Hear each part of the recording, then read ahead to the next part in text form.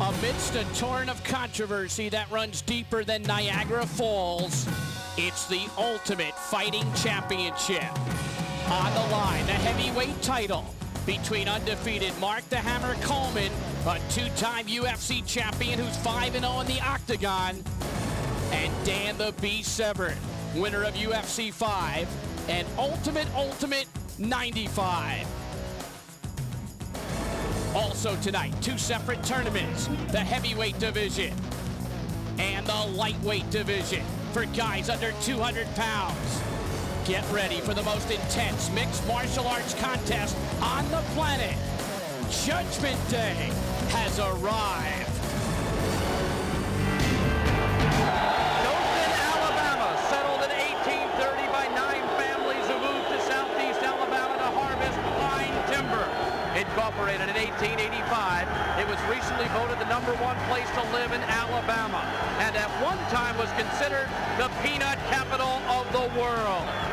And welcome to the Dothan Civic Center, which opened in 1975 and serves as the main event center for the Houston County area. It has hosted concerts, boxing, basketball, and tonight welcomes the Ultimate Fighting Championship. Hello again, everyone. I'm Bruce Beck. Welcome to the Ultimate Fighting Championship, and this is Judgment Day. And what a spectacular matchup we have for you. Mark Coleman, the winner of UFC 10 and 11, undefeated in the octagon with a record of 5-0, against Dan Severn, UFC 5 champion, the winner of the Ultimate in 1995. So it is clearly a case of the Hammer versus the Beast. Also tonight, a new wrinkle to the Ultimate Fighting Championship, two separate tournaments. There's the heavyweight tournament for fighters 200 pounds and greater, and the lightweight tournament for fighters 199 pounds or less. So the little man is back, and so is the Beast. My broadcast partner, the 1984 Olympic gold medalist, Greco-Roman wrestling super heavyweight division, Jeff Blatnick. Jeff, what a matchup in the heavyweight championship. Oh, without a doubt, two master wrestlers. Coleman, a 1992 Olympic wrestler in Barcelona. Dan Severn finished second in the Olympic trials. Both All-Americans in college. Look for that to be a very strong grappling match. Striking goes to Coleman, but I give the edge in finesse in wrestling to Severn. Jeff, your thoughts on the two separate tournaments, the lightweights and the heavyweights? Well, I think having two weight classes is a great move for the UFC. You are going to see a tremendous amount of smaller competitors come in to showcase their skills. And when it comes down to a bout between equally skilled athletes, usually the body, the physical training makes the difference. In that way, more weight certainly could give you an advantage. Well, this place is rocking right now. Let's take a look at the lightweight division for tonight's championship. Newcomer Rainy Martinez, a combination wrestler, boxer, kickboxer, meets submission fighter Jerry Bolander, who roars out of the lion's den. Then Walib Ismael, a Vale Tudo stylist from Brazil, who's 5-0 in reality combat competition, battles one of Pancrace's wildest fighters, Yoshiki Takahashi. Then in the heavyweight tournament, North American heavyweight kickboxing champion Jim Mullen meets the Pitbull Scott Ferozzo, who defeated Tank Abbott in the semifinals of UFC 11.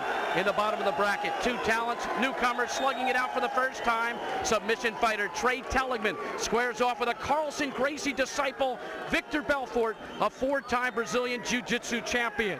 And in the main event, the battle for the heavyweight championship, Dan Severn, 9-2 in the octagon, only 2 losses to Shamrock and Gracie, takes on Mark Coleman, who was a winner in UFC 10 and 11, undefeated in the UFC. Now the third member of our broadcast team, a member of NBC's sitcom News Radio, and a second-degree black belt in Taekwondo. Right now, let's go to Joe Rogan. Thanks, Bruce. I'm back here right now backstage. I'll be interviewing the fighters as they come out of the octagon, and I'll also be previewing the fights, the final fights in each weight division. I'll be talking to the fighters. We'll find out who's injured, who's going to be able to continue, and who's going to go in if we need an alternate. Anything we need to know, as soon as I find out, you'll know. Back to you guys. All right, thank you very much, Joe. Our judges tonight include a couple of outstanding men in the martial arts community. Curtis Shearer, a Sambo World Masters champion and a highly respected freestyle and Greco-Roman wrestling official. Jeff Mullen, a former pro kickboxer who now owns Mid-South Karate, where he teaches self-defense at the University of Memphis, and Michael DePasquale, a world-renowned jiu-jitsu expert, publisher and editor of Karate International magazine, and the creator of America Online's martial arts worldwide network. Now, here are the laws of the octagon. No biting, no eye gouging, no fish hooking. The referee has the authority to restart the bout if there is a lack of action. No rounds, but a 12-minute time limit with 1 3-minute overtime in the semis and finals of the tournament. A 15-minute time limit with 2 3-minute overtimes in the heavyweight championship.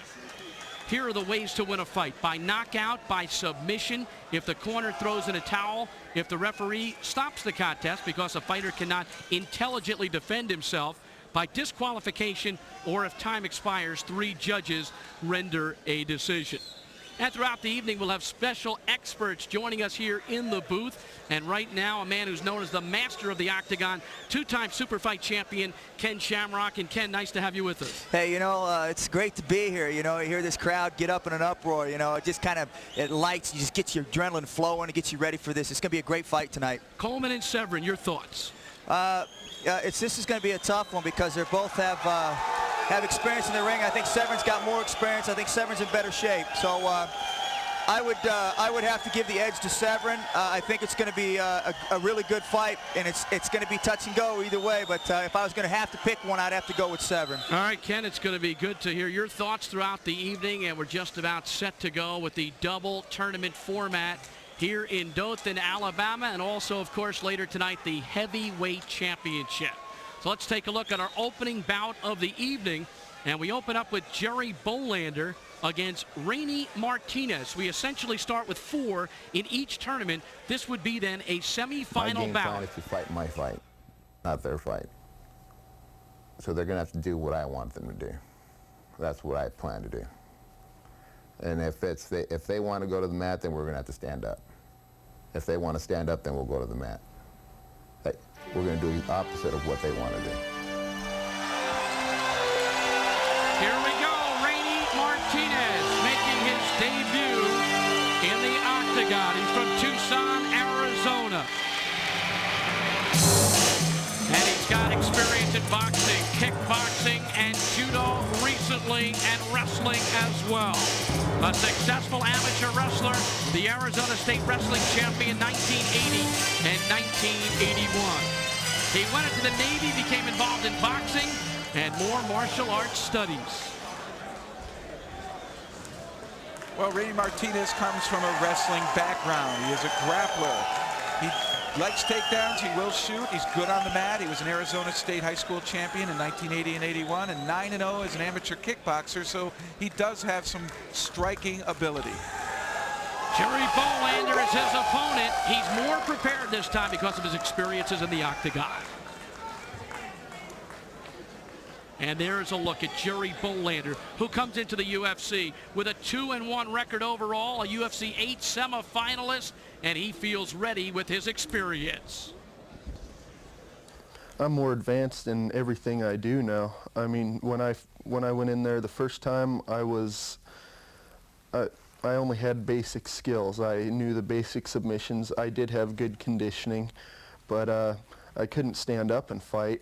I was smaller, but now I guess I'm a lot better at my submission.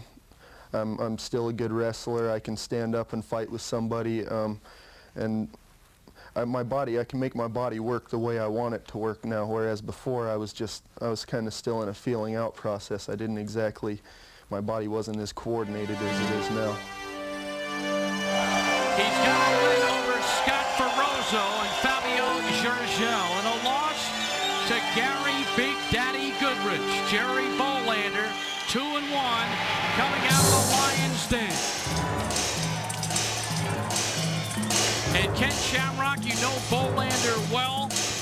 You've worked with him throughout the last couple of years. What do you like about him? Well, you know, Jerry has a big heart, and he really works hard in his training. So I think when he enters this time, I think he's more, like he said, he's more prepared for this fight. He's definitely determined. His joint locks, chokeholds, and takedowns are all coming together. He's becoming a seasoned fighter, and so his experience in the octagon and with his experience in submission, you know, he's going to be a tough guy in this tournament. And here's a look at the tail of the tape in this opening battle. Submission specialist against the wrestler. Bolander is the young stud. 199, 195. Remember, both have to be 199 or less. Height about the same. One from California, one from Tucson, Arizona. Our ring announcer, or should I say our octagon announcer, is from Miami, Florida. Let's go to Manny Garcia. Ladies and gentlemen, SCG Sports Corporation welcomes you to the Dolphin Civic Center in beautiful Dolphin, Alabama.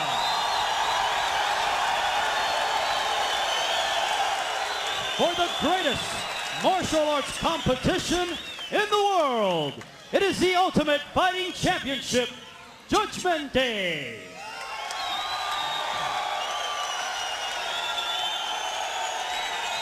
Tonight, 10 of the world's top fighters will participate in the most challenging form of mixed martial arts competition, the Ultimate Fighting Championship. Ladies and gentlemen, tonight you will see a four-man tournament for fighters weighing under 200 pounds, where we will be crowning the first ever UFC lightweight tournament champion. You will also see a four-man heavyweight tournament, and of course, the heavyweight main event featuring Dan the Beast Severns versus Mark the Hammer Coleman.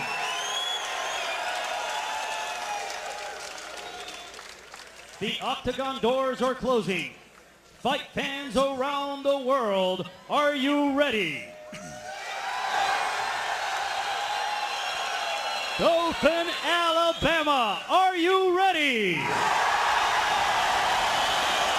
Let's get it on! So we are set to go in the hub of the Wiregrass, Dothan, Alabama. There's a look at Jerry Bolander, his opponent, Rainy Martinez. Big John McCarthy, third man in the octagon from Corona, California, technical instructor at the LA Police Academy. Let's get it In his 13th UFC, and we are underway. Bolander black trunks and Martinez in the blue.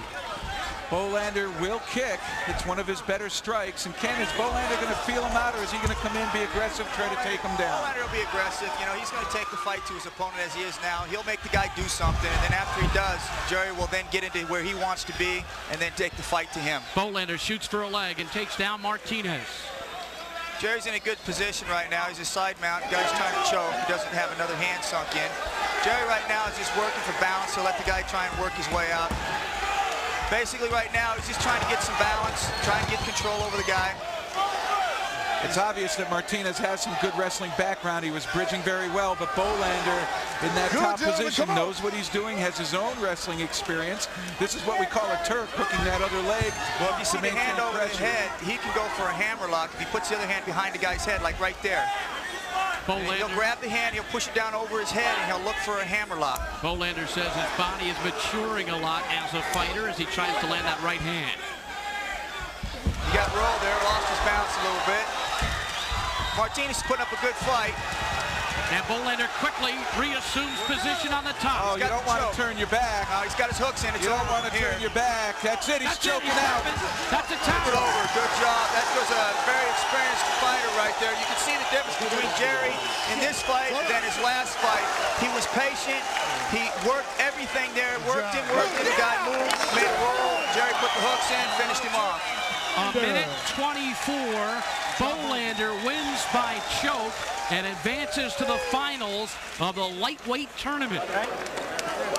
And the inexperience of UFC competition showed with Rainy Martinez when he turned his back to Bolander.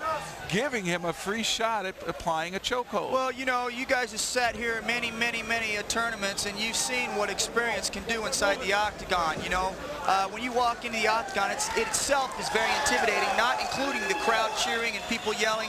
It's an intimidating walk from the locker room into the octagon, and once you've been there, the intimidation kind of goes away, and all you focus on is the fight. All right, let's take another look at Bolander winning our first bout of the night. Right here, Jerry sees the guy throwing some kicks, and he'll look, shoot in, try and go for takedown. He blocks pretty well there. Jerry keeps driving into him, and he hooks one leg, and he'll pick it up. He'll pick a single and set him down. After that, what he does is gets a side mount. He loses a bounce a little bit. Randy got a good bridge there and bridged him over. Felt Jerry was off balance. Jerry established himself again, goes back in for the shoot. Like I said in the beginning, Jerry will be aggressive. He will come after you. The finishing hold, rear naked choke. So there's the victory to Jerry Bolander. He's standing by with Joe Rogan. I'm here with Jerry Bolander. Jerry, a very impressive victory. Your experience is really showing. Thanks. Yeah, the experience has helped a lot. I think it made the other guy a bit nervous.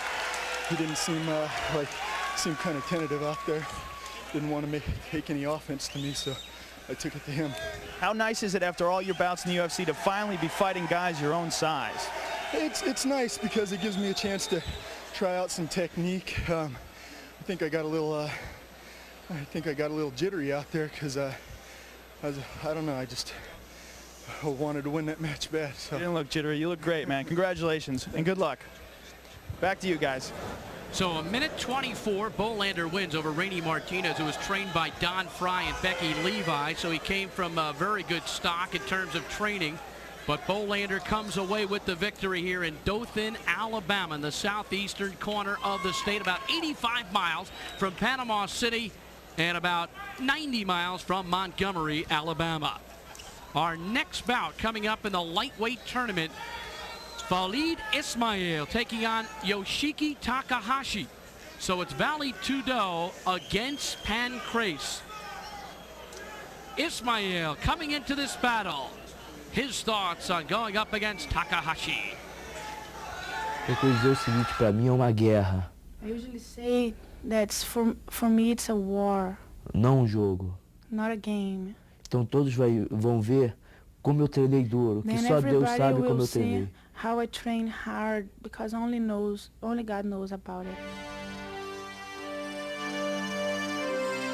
Ismail from Rio de Janeiro, Brazil, 5-0 in reality combat, the current Japanese lightweight Valley Tudo champion, an 8-time Brazilian Jiu-Jitsu champion, a stablemate of Victor Belfort, and he is known as a ferocious guy. Awaiting the entrance of Ismail. This is another Carlson Gracie disciple. Once you become an associate of the Gracie family, you stick with them. Carlson Gracie, his mentor. Kenny, where is he? Well, I tell you, this guy's pretty good. I've seen some of his fights before. He's got great balance. He's strong. I don't know where he's at. Maybe he's waiting for his time to walk out. We see this in boxing very often, where one guy makes the other guy think about it, doesn't want to come out of his locker room early enough. And that's maybe a classic example. Well, I think, you'll notice how the Brazilian Jiu-Jitsu guys are. They got their own agenda, They fight for themselves. They fight for honor. And as people seen in the world, they are very good at what they do. You got to give them their respect. And I think this is just another thing where, this is his thing, and he will come out when he's ready. And, I guess that's what we're waiting for. Maybe he wants to shock the crowd as he thinks he's going to shock the world tonight. Well, he claims to be very aggressive, has tremendous focus, and the experts say that he has a stare that makes people shudder, and you can see a little bit of that in that interview leading up to this moment. Well, we see the lights popping out. Is he making his way to the ring, or are we still doing the waiting game thing, the psych? Let's talk a little bit about his discipline, Jeff. He is a Brazilian Jiu-Jitsu expert. He will strike, but he is basically a master of submission. And what we have learned at the UFC is you have to be well-rounded. Polish the whole stone, not just one face of it. This reminds me of Michael Spinks against Tyson at Madison Square Garden. I don't know. We're talking a little bit about a different thing here. You know, like I said, his opponent is Takahashi, and I know a little bit about him also. But Ismail, like I said, I've seen him fight. He's very good, but he will be tested in this fight. That fight was actually in Atlantic City, but here is the delay. We are still waiting for Valid Ismail. The music continues to play, and we have never experienced this in the UFC. But then again, this is the UFC, where the only thing you can expect is the unexpected. Well, you can expect a fight, that's for sure. But, you know, a lot of things that go around the UFC is unpredictable. And that's why it makes this event so great, is that people do not know what to expect. It's jiu-jitsu against Pancrase, the first Pancrase fighter, other than, of course, Ken Shamrock, that we're really going to see in the octagon. You can see the age about the same. Takahashi with the weight advantage. One is from Japan and one is from Brazil, which clearly points out, Ken, the international nature of the UFC. And finally, here he comes after the long wait. What a sight, what a sight. I was ready. There's that stare that you're talking about, you know, determined. He's been around this type of event before, so he's a very seasoned fighter. He knows what to expect, but hey, he hasn't been in the octagon before, and here is where he has to make his reputation. Valid Ismail from Rio de Janeiro, Brazil, trained by Carlson Gracie, considered one of the best in the world. Yes, you know, like I said, I've seen a lot of the jiu-jitsu stylists, and a lot of guys have come in here and failed, and a lot of them have succeeded. But, you know, like I said before, Ismail is a good fighter. He's been trained under Carlson Gracie, who is one of the best. But, you know, to step in the octagon, it doesn't matter what reputation you had before. You have to prove it here in the octagon. This is the truth. His opponent, Yoshiki Takahashi. Takahashi from the world of Pancrase, his first UFC. I consider my opponent to be wild and dangerous. People consider me wild and dangerous. My biggest challenge to be mentally in control.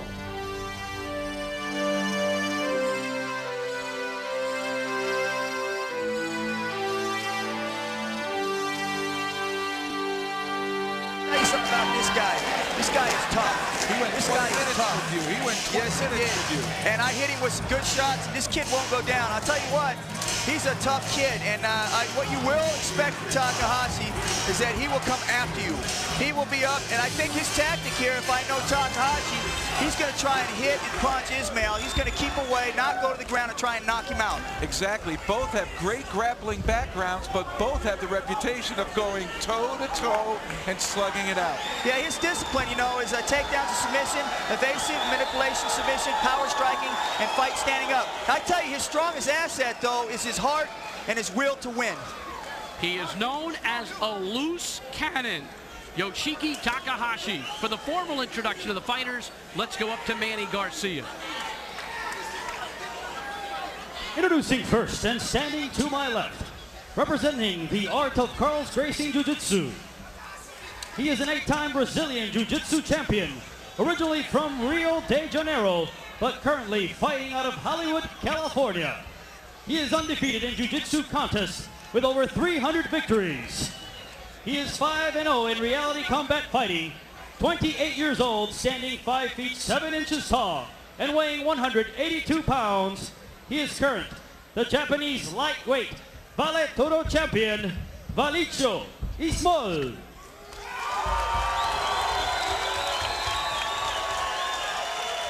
His opponent, to my right, a shoot fighter with a 10-5-1 submission record.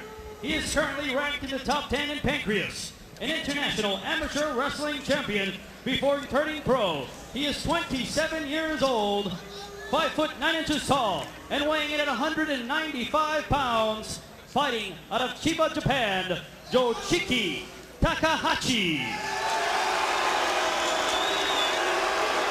This one could be interesting. Ismail against Takahashi. And look at the intense glare from Ismail. Yeah, Ismail is really intense, and Takahashi looks really relaxed. Back in the corner. Get back but in the I think when corner the bell right rings, you're going to see now. Takahashi get on his horse and be moving and be throwing strikes and kicks, and Ismail wants to take him down. Here we go. in this international slugfest. They're going to feel each other out for a few minutes because I think Ismail knows a little bit about Takahashi, and he's not going to make a mistake with him. Takahashi knows a lot about Ismail, and he understands his thing on the ground. So slowly getting closer. The hands are now touching at arm's length. Yeah, I think you're going to expect something to happen soon here. Ismail don't look like he's going to be too patient. Takahashi with a big right hand. Oh, and a nice little throw by there. Takahashi winging rights. Takahashi's a strong kid. This is wrestling here. Pure wrestling. Takahashi knew this is his first time. As you know, you can use elbows, but he don't understand that. They've got 750 square feet of space in the octagon to negotiate. Yeah, as you see, Takahashi's using the fence leverage. He has studied some of that, so he can use elbows right here if he wanted to, but you know, like the experience, you know, he hasn't been there before. He might not know he can rain him down from there. It's difficult your first time out. There's a lot of things that you can do that you, once you get started, you don't realize it until you look at the tape and go, wow, you know, there he goes. There's one. Takahashi, he's in great shape, and you'll see him go the full all out all the time. 12 minutes, 3-minute overtime if needed. Takahashi does look relaxed, but he's got both legs going to be coming out from under him now. He's hanging on to the fence, but it appears as though Khalid Ismail here will have an opportunity to perhaps put him down on the ground, and that would suit the Brazilian. Yeah, Takahashi's kind of turned his back. It's not a good position to be in right there, because if Ismail gets his head out of there and starts to go to the rear, he's in a good shape. He'll get between Takahashi and the fence. Hanging on to the legs. As you can see, Carlson Gracie was sent back to his corner, by the way. He came all the way over where the action was. And Ismail slowly doing his job of trying to bring Takahashi down. And he's a good spot to be in right there for Takahashi. Back to his feet. But he won't get Takahashi with a rear choke very easily because, as I said, they've trained in this for a long time. And this is going to turn out to be one of those technical battles. It's going to be a very difficult task, even when they hit the mat. McCarthy warning Takahashi not to hang on to the octagon fence. You can do it momentarily, but to hang on to stop action, then John will intervene. Yeah, you know, and Takahashi's using it for a little leverage to hold himself up. And Ismail's spending a lot of energy trying to pull him out. And McCarthy grabbed Takahashi's right hand and pulled it off as Ismail takes him down. It's not a good spot right there. And Takahashi back to his feet. Oh, the Japanese competitor refusing to back down. You'll see Takahashi take his time. He's in good shape. Ismail struggled for that, and I think that's kind of a sight for Ismail, and it's good for Takahashi. That was a booster for Takahashi. Well, if Takahashi has to stay in control mentally, he was able to absorb the big weight, the big psych job to start this out, and he repelled Ismail's first really true offensive threat, and that's a strength. 3 minutes and 20 seconds in. Back to their feet, momentarily resting. Takahashi landing a right hand and another one. He loves to throw punches. Takahashi don't know that when a guy gets knocked down that you can keep hitting him because he pointed the referee. He went down. Are those pancreas rules? Yeah, when a guy gets hit, he goes to the mat, you know, you get a count. So he didn't understand that at first. And, you know, for Ismail, his strong thing, he has to get Takahashi down. I think he used most of the energy trying to get him down that first tie. Without a doubt, he was the one trying, and he's the one that came away frustrated, and that does add to the fatigue factor. And I really like Takahashi's motion. Very smooth, able to get out of the way of those lunging punches of Ismail, and Ismail eats a right hand. Ismail's fighting Takahashi's game. You see him play in the middle, saying, come on, I'm not going to go around with you. Box me. Go ahead, take a swing at me. And when he does, Takahashi counters. Ismail's got to find a way of getting Takahashi down without absorbing punishment. As you see, Takahashi's very comfortable on his feet, but I'll tell you, the guy can grapple on the ground also, but he's taking Ismail out of his game plan. He wants to stand up, he wants to knock him out. Great focus on the part of Takahashi. Well, you know, he's been training for this, I would say, probably 6 to 8 months. Like I said, Japanese are very determined in things, and they don't just jump into something. They study and they train for it. Jeff, how does Ismail get Takahashi on the ground? Well, certainly he would like Takahashi to take the lead and be aggressive, and that's really where grapplers get the big advantage, because when you lunge with a punch, you get extended, and when you try to regather yourself, your opponent follows you in and takes you down. Ismail, you know, Takahashi wrestled in high school, and he was a state champion in Japan, so he has that wrestling background. He has a lot of wrestling background, and it shows as he's able to repel Ismail's attacks. He's not letting Ismail get up around his waist. He'll let him catch his legs sometime, but he will not get into the waist. Again, McCarthy getting the left hand of Takahashi off of the octagon fence. Single leg, and the fence is what's holding Takahashi up. The fence is holding him up. Great balance there by Takahashi. Somehow, he stayed up, and McCarthy continues to warn him. As you can see, Takahashi reached down for the cup underneath the trunks, and he's pulling up on man. That way, what that does is Ismail can't sink his hips down and try and toss it to the side. He keeps his waist up. He's very uncomfortable at that.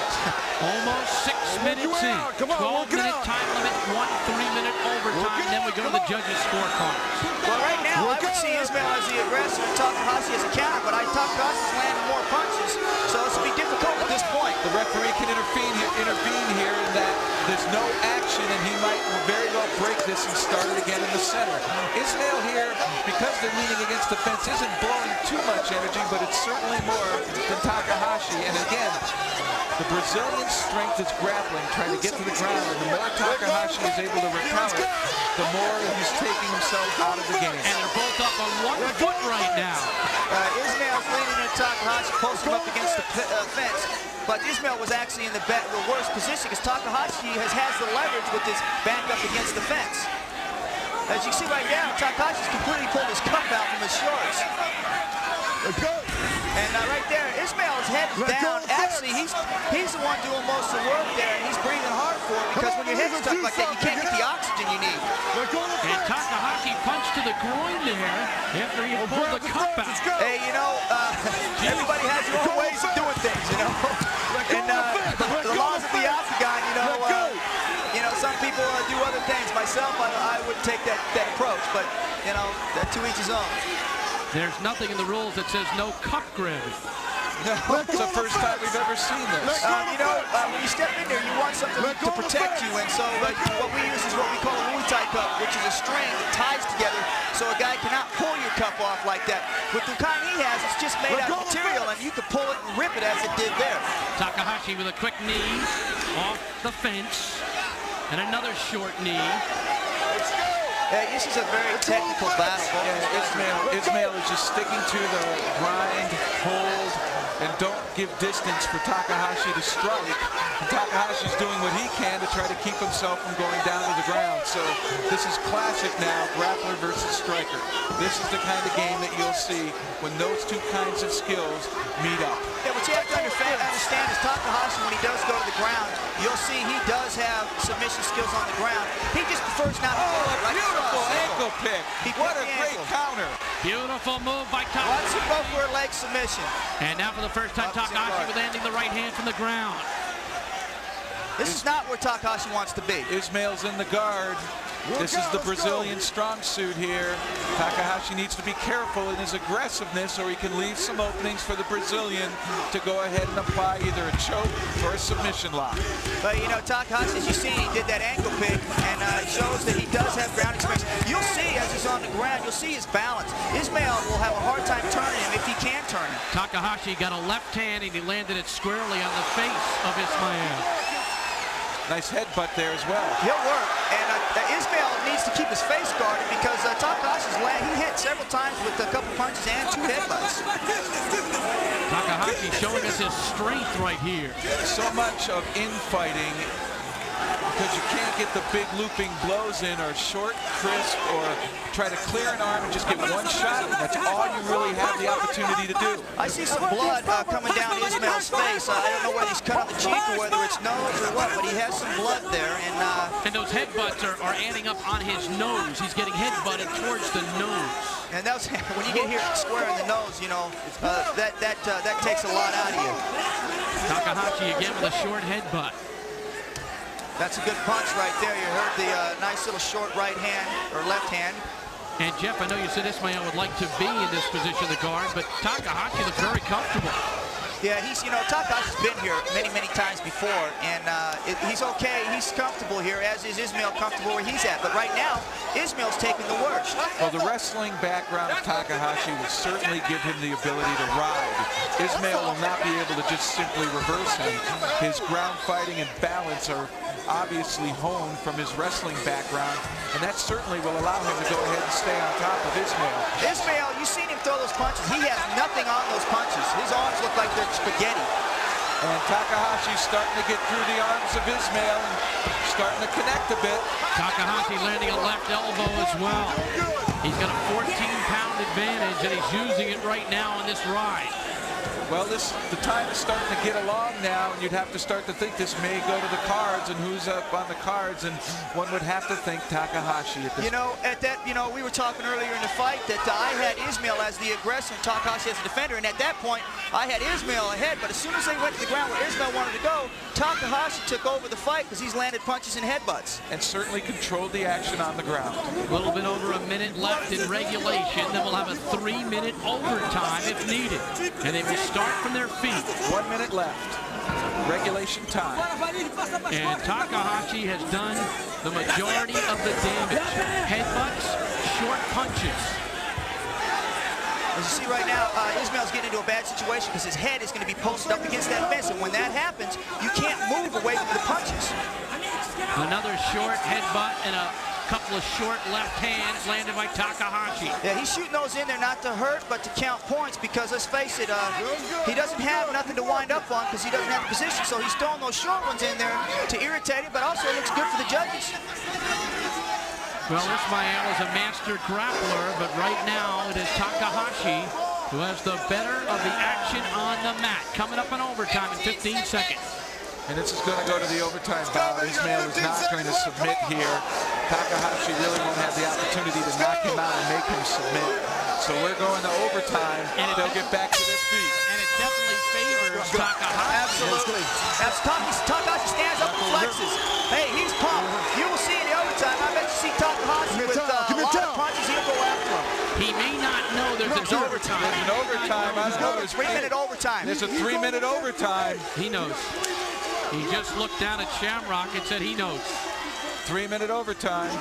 3 minutes left. He's got 1 minute So, he needs to psych up. Takahashi, he has a mental battle that he feels he just won. He is now focused, and he's up, and Ismail doesn't look like... Tell him 3 minutes. I don't think he knows there's an overtime. 3 minutes, okay, you okay? He knows. Don't hold the fence on the side. John is telling him right now what there's a 3-minute overtime. No, you're doing it all the time, okay? I'm telling you, you're getting fined for it every time. Don't hold the fence. I think in any language he understands that. Yes, don't hold the fence. Certainly the way he's slapping his hand, he knows why his hand was being slapped. Yes, but it's gamemanship. Yeah, but in this event, it's because of the type of event it is, you're either going to have to outlaw holding the fence, because it's kind of like playing the middle. You can grab it for a second and let go, or you can do this. Hey, either have it or don't have it. The animated Carlson Gracie along with Alan Goes, both complaining to McCarthy about holding onto the fence by Takahashi. But now the danger is that Takahashi's got the big right hand, and I mean he can land on his feet, and that would just put Ismail in a defensive posture once again. And Takahashi, it looks to me like he's better off than Ismail. He looks like wind is there. Ismail looks tired. You want to fight still? Let's go. Put your it's going to be interesting. Yeah, Ismail looks very winded, very, very winded. And I think Takahashi's going to stick to his game plan. He's not going to go out there and throw big leather and get extended and allow Ismail an opportunity. I disagree. I think he's going to sit back, and I think he's going to play the same game. If he was smart with 3 minutes, I would come out and try and knock him out. That way there's you can't complain about a guy that knocks you out. This is a 3-minute overtime. And I think he needs to be the aggressor because Ismail is not game right now. He's trying to catch his breath. Semifinal lightweight tournament. The winner gets Jerry Bolander in the lightweight tournament championship. Well, I would think that Ismail might be trying to get his breath back, but certainly his offense is going to be grappling skills, and Takahashi shows that he can repel that. So there's nothing really to fear there, even if Ismail becomes fresher with with a little bit of a break, but I think at this point, Get fight! Takahashi cannot call timeout. Let's go! well, he's saying that he got hit in the eye by Ismail. And McCarthy quickly sends him back into battle. Yeah, Takahashi's got a strange personality. He does that in Bangers too, but Bangers referee's giving him a timeout. But, you know, he's going to have to understand the way the octagon rules work. And Ismail is out of gas. He certainly doesn't seem here to feel he's behind. And if he does know he's behind, then he's just looking not to absorb any more punishment at the hands of Takahashi. Yeah, he's dead. Oh! Kick by Takahashi. And he was on the ground. That is not legal. Takahashi is not allowed to kick while wearing shoes when the opponent is on the ground. And you saw McCarthy point to the judge. That was a warning. First a warning, then a penalty, then a disqualification. As you see here, I guess Takahashi knows that he's got the win. But like I said, in this type of fight, you don't know how the cards are going to go. Takahashi has knockout power. Ismail better keep his hands up. Absolutely. He was mocking him a minute ago by doing his jump start there, doing a little tap dance in the middle of the octagon. It fired Ismail up, but that's what Takahashi wants him to do. He wants to come in and eat some punches. It's a perfect ploy for Takahashi to sit and wait for the grappler to come. It's what a boxer or a striker should do in offense against the grappler. Absolutely, and Takahashi, he's played this game plan out perfectly. But, you know, the only thing I would say was Takahashi, with the way Ismail is, I believe that he could knock him out if he would just go after him. Well, I may concur with you there. It's obvious that Ismail is in no way ready to try to counter strikes. He seems to be arm fatigued from all that holding Takahashi up against the fence. Jeff, he's ready to go. His legs are very wobbly right now. I think Takahashi's happy with his performance. I don't think he really wants to hurt his opponent in any way. So he's just basically killing the timeout and playing the smart game, and that is protect yourself and keep the lead. 20 seconds to go. Takahashi feels that he has won the fight. There's blood coming down the side of the eye of Ismail. He's eating punches. He ate a right hand right there, and he's wiping blood from his eyes. Ismail looks to me like, you know, his arms are wobbly, his legs are wobbly. He's tired. Maybe he didn't do what it took to get in shape for this because his legs are very wobbly. And that is it. And Ismail with the medal of a champion, but Takahashi with the game plan of a real pro. Yes, very psyched out Takahashi. He believes he won the fight. His game plan, he stuck to his game plan. And, you know, from where I'm sitting, I thought Takahashi in the beginning of the fight was losing. But when they hit the ground, I think Takahashi took advantage, took over the fight, and I believe he won. So it goes to the judges' scorecards now. And we will wait for the judges to render a decision. They simply hold up one name. And one name only. There's no point differential. It's just a winner, and then it will be decided by 2 out of 3 judges picking a winner, or all 3. As we see, Bruce, the Brazilians didn't like the way the fight was, but hey, let's face it, you know, you're in the octagon, you got to prepare for everything and expect everything, and you know, you can't complain after the fight's over. You got to fight while the fight's happening, and you know, you just got to come back and do it again. Right now, John and Doctor is looking over Ismail and talking to Carlos, and I believe that they understand that their fighter has probably lost the fight also. So we're waiting for the judges to render their decision. And again, you see Ismail now over-explaining to McCarthy about Takahashi grabbing the fence. We'll wait for the formal announcement from the judges. Let's go up to Manny Garcia. Judges' decision. Judge Michael D. Pasquale Jr. scores this bout to Yoshiki Takahashi. Judge Kurt Shear scores the bout to Yoshiki Takahashi. And Judge Jeff Mullen scores the bout to Yoshiki Takahashi, the winner by unanimous decision, Yoshiki Takahashi. Well, it came out the way we expected, you know, there'll be that controversy about holding the fence, but nevertheless. And look at the honor at the end. The 2 combatants go out, they hug each other. There's no animosity inside the octagon. I think that's important to point out. Here are some of the headbutts which were very effective by Takahashi. Right there, he's raking him with some side punches because you can't get no leverage on anything else. So, and then when he spreads his hands, he headbutts him right there.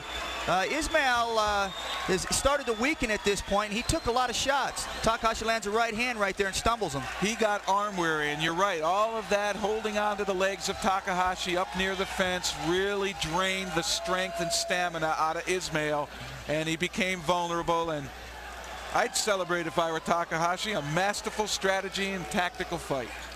You know, and Ismail is billed as one of the top jiu-jitsu guys, and Takahashi went in there and fought a perfect game plan and won the fight. So Takahashi from Chiba, Japan, which is north of Tokyo, a pancrase fighter in his first UFC, moves to the finals.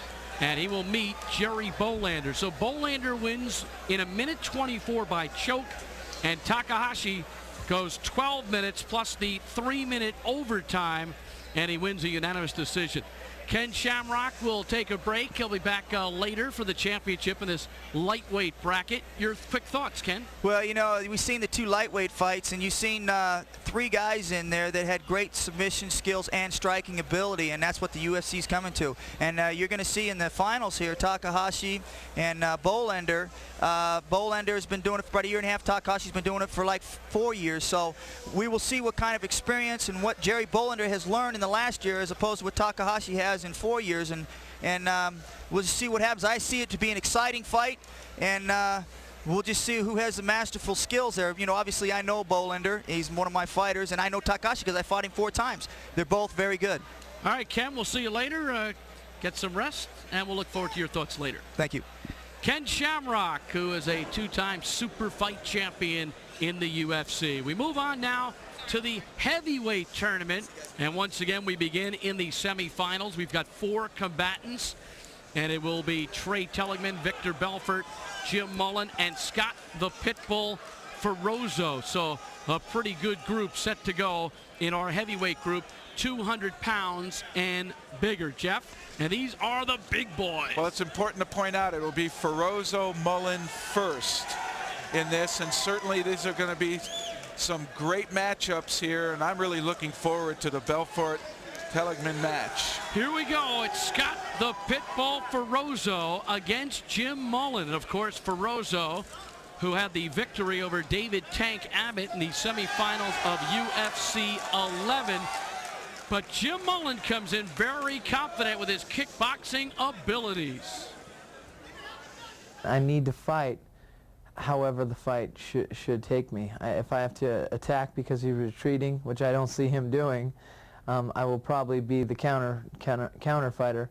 But I've already seen myself winning the belt and raising my hands 10 different times through a hypnotherapist, and it's already a completed mission. It's just now all it has to do is go through the process. Here comes Jim Mullen, the current WKA North American heavyweight kickboxing champion. 15-1 as a pro kickboxer, 16-1 as an amateur. He also has been a pro boxer. He fought the likes of Obed Sullivan, who's the IBF North American heavyweight champion, and Justin Fortune, who recently lost to Lennox Lewis. So Mullen is a striker.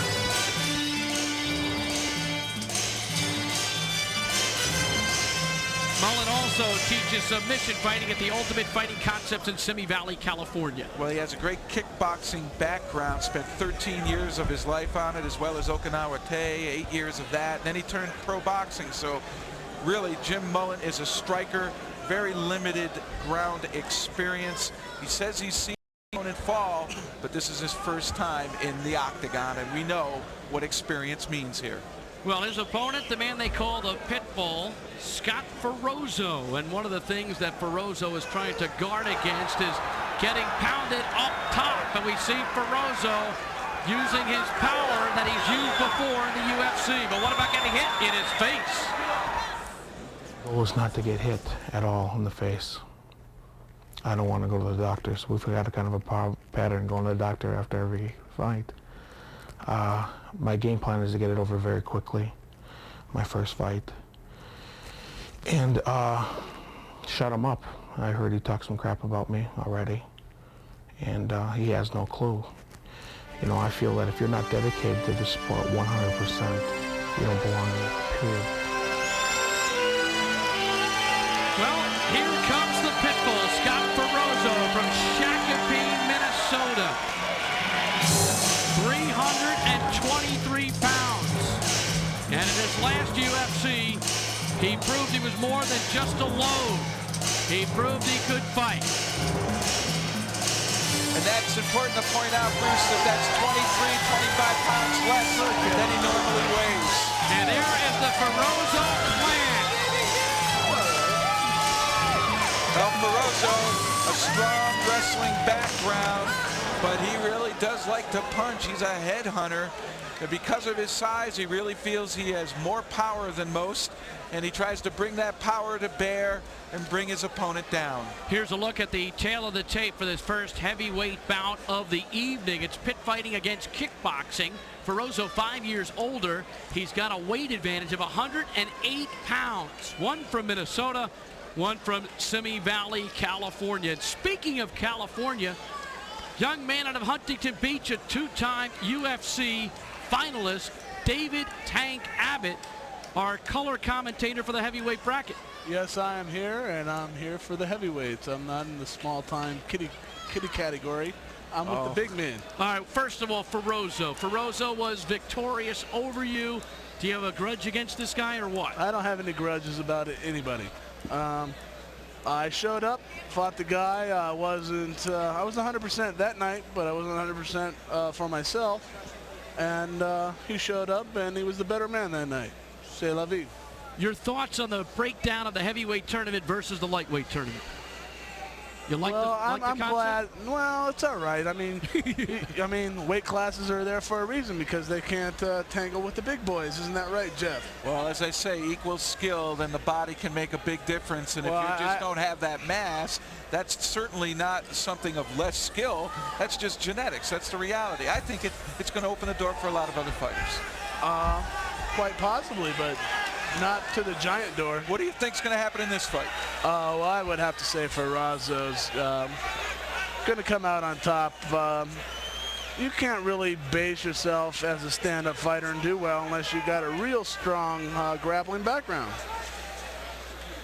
All right, let's take a look at this overall bracket. It's Mullen and Ferrozzo, and Teligman and Belfort. So Ferrozzo, the only guy with experience, Tank, in the heavyweight tournament. That is huge. Well, experience is a lot to do with it. You never know, you know. You invite these people to dinner, and you don't know who's going to eat the food. Who's going to eat all the food? You got the rotund one over here, the WWF wannabe. But he proved that he can throw down, so we'll see what happens. All right, let's go up to our Octagon announcer, Manny Garcia, for the formal introduction of the fighters. Introducing first, standing to my left, a kickboxer with a first-degree black belt in Okinawa. He is the former North American, two-time United States and World Amateur Kickboxing Champion, a former professional boxer. He is 16-1 as a professional kickboxer. 27 years old, standing 6 foot 1 inch tall, and weighing 210 pounds, fighting out of Semi Valley, California. Ladies and gentlemen, would you please welcome the current WKA North American heavyweight kickboxing champion, Jim Mullen.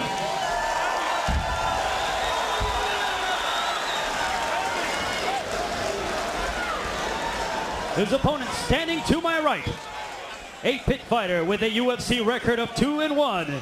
He is one of the most powerful men ever to step into the octagon. He is a former two-time Nevada State Wrestling champion and an All-American standout in football. 37 years old, standing 5 feet 11 inches tall, and weighing in at 323 pounds. Fighting out of Shakopee, Minnesota, he is Scott the Pitbull Ferrozzo. Scott's sister sending out a happy birthday wish to Mom Irene back home in Minnesota. And there is the Pitbull's wife, Joanne. And we are set to go. So it's Ferrozzo against Jim Mullen. First appearance for Mullen in the UFC. Here we go, gentlemen. Are you ready? John McCarthy, third man in the octagon. Let's get it on! I think you're right, Tank. I think a stand-up fighter is really going to have a tough time, and Ferozzo, to his credit, is going to sit back a little bit and wait. Whoa, into the octagon fence goes Mullen. And he's using his size now. He's trying to smother Mullen up against the fence. I think it's pretty much on it right there. He doesn't need to work down submissions. Back up and drop some bombs right there. There is the huge weight advantage of Ferozzo. He's too close right now to hit somebody with effective power. He needs to back off, get some room, and drop some bombs. But it looks like he's working for some submission right there with the potential choke there. Right, the guillotine type thing. Now he's creating some space. He's salt and peppering him right now with some shots with his right. Little uppercut landed by Ferozzo. Mullen is fortunate that he didn't go head first right into the octagon fence when he went back. Yeah, Ferozzo now is definitely looking for the choke. And the best way to really put a choke on is to put it on loosely and then he's tight. There he is. He's creating some space now. Start popping. Pop, baby, pop. There you go. Big uppercut. There he is. Ferozzo. All he's got to do up against the fence is either take the big man down or there he goes. Let's see what happens. He's got to get off the fence with a big man leaning against him like that. Certainly does. Mullen needs to move. Well, I think I've been in that position before. This looks reminiscent, but you were the one driving Ferozzo into the fence. That's right. I knew how to survive. I didn't go to the hospital. Somewhat surprising that Mullen, a kickboxer, chose to use the footwear. Well, he wanted to stay on his feet. You can kick all you want with a shoe on, that specific shoe. There's only one shoe you're allowed to wear. And if you're going to keep the fight on your feet, you can go ahead and kick that way. It doesn't look at Ferozzo. It's too effective with the choke. Not yet. Not yet. There's the knee. He's loosening him up. The man needs to get away from the fence. He doesn't have the power to play with a big man like that right there. Yeah, certainly he's not going to get away from the fence with that much weight sitting in front of him, particularly with his legs split. I agree with you, but he could scoot out to the left. He should try. I mean, I'm going to go ahead and take punishment. I don't know. That's kind of fun to feel. I'm certainly not the one in the octagon, and I haven't been in the octagon. Either one of us are there, and you know what? These men are going to war. And a knee by Ferozzo to the face of Mullen. It's still, these punches are not effective. They're too close range. They're not coming from the other side of the ring where they can really do some damage. They're smothered, if you will. The octagon is 32 feet across, but right now it could be 3 feet across. That's the best kind of octagon. Foam Mullen is doing a very good job of defending himself against a much bigger body who has experience. It's reminiscent of Grammy and Johnson. Get up now, back up. Yeah, he should have been getting up right there. I don't know if he's got the eye of the tiger right now. Well, he doesn't have the ground skills, and he's on the ground right now, so he really doesn't understand or have the skill to be able to just, as a wrestler, would be able to scoot to the side, turn the hips down, and get yourself up. We're looking at Ferozzo, a pit fighter, trying to employ a choke, and I don't know how deft he is at that, Tank. It's more like a headlock. He's trying to knock him down where he can get himself on top of him in a mount. That's what ideally Ferozzo wants. I'll tell you what I'm captivated by is that new tattoo. Get up, son. Get up. There you are. Suck that knee up. Now get your feet behind you and come to your feet. Not a good defensive posture here. Now come up. Pull yourself up. Actually, I think it's a good defensive posture. He's not getting hit really with any of those shots, but he's not giving them. There he goes. I agree with Jeff. He finally waited. He finally made it wait. Now come outside. And this is where Ferozzo in the past has used his knees effectively. I think Mullen's about to go down again. Oh, down goes Mullen. This is what Ferozzo wanted all along, was to try to get to a guard where he can sit up, mount, and then have those effective punches come down on his opponent. Well, this demonstrates how somebody that can basically fight on their feet can do a lazy guard and protect themselves. But defense helped. It kept them upright. Sure.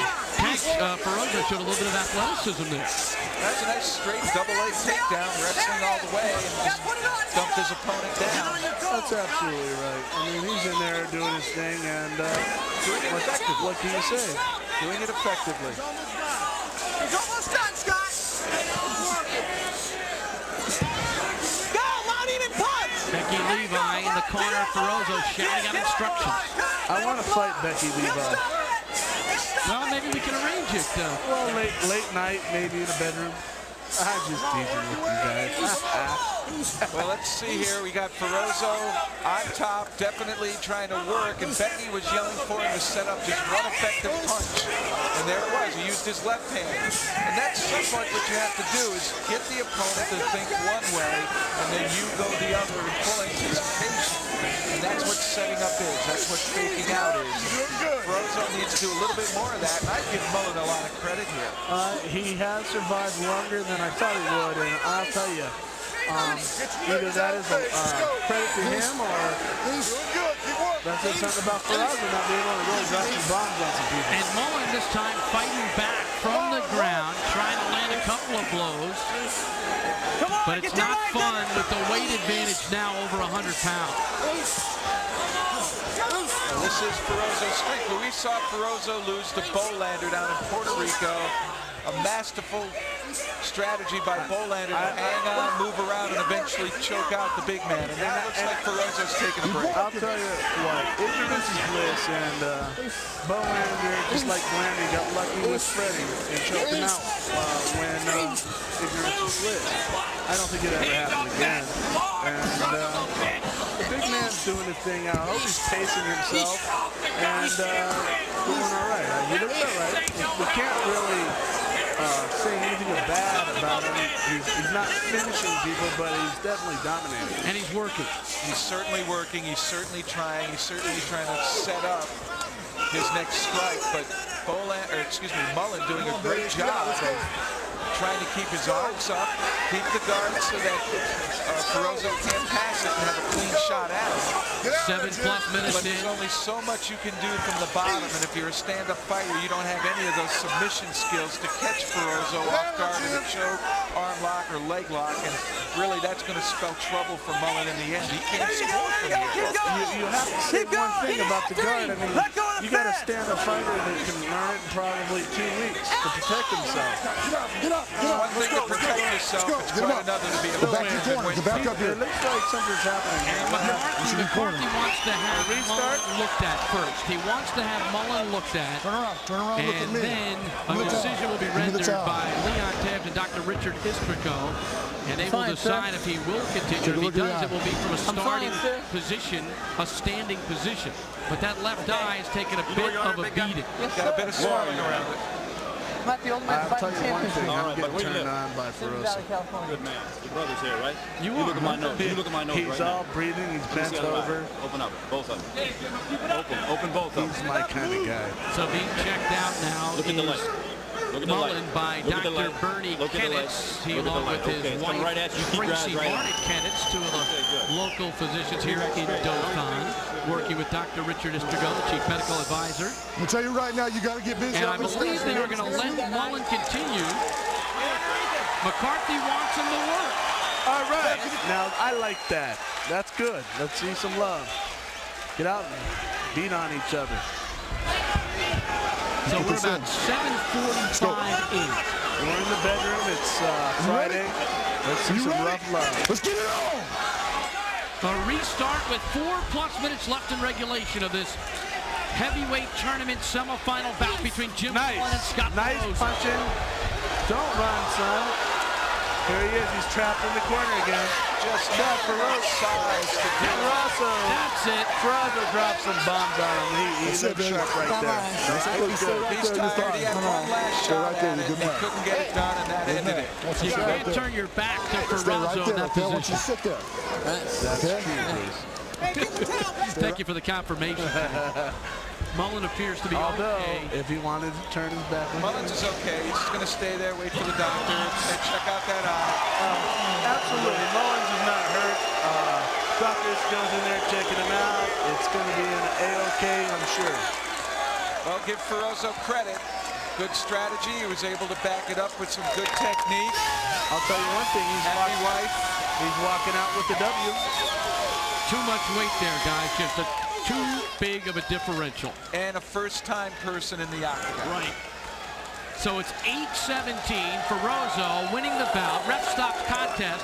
He may not be a poster boy, but he does know how to win. And I do believe that Jim Mullen, with a lot of physical work, could drop that extra weight and get down to that under 200 weight class. Good point. I like weight classes. I'm sure you do. Here's a look at some of the action. Well, once Ferozzo got Mullen up against the fence, that allowed him to go ahead and uncork some big punches. None of these really effectively land. But Jeff, he's letting his hands fly. He's letting loose, and that looks beautiful. well, it's certainly being aggressive. It's not the most efficient or perfect blows thrown, but they did add up, and they eventually wore Mullen out. Sure enough, you throw enough of those, they'll come back at you. Well, Mullen got one punch in, tried a reverse elbow spin. It caught a little bit of Ferozzo, but he got knocked down, and a couple of knees later, John McCarthy immediately stepped in and broke the fight. So it ends up as a ref stops contest at 8-17. Ferozzo now 3-1 in the octagon, has only lost to Bolander in his first UFC, which was UFC 8 in Puerto Rico. And we are set to go for our second semifinal in the heavyweight tournament.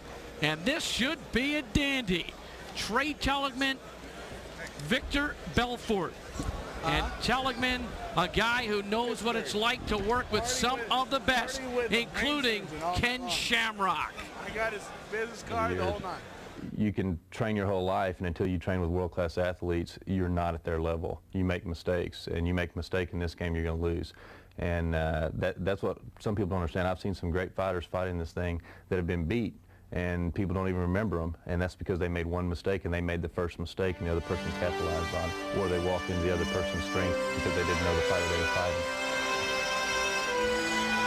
His name is Trey Teligman. His nickname is Trauma, a submission fighter from Texas. 4-0 in reality combat, and you're going to see something a little bit strange about his physique because he had a car accident when he was only 1.5 years old, and he lost his entire pectoral muscle.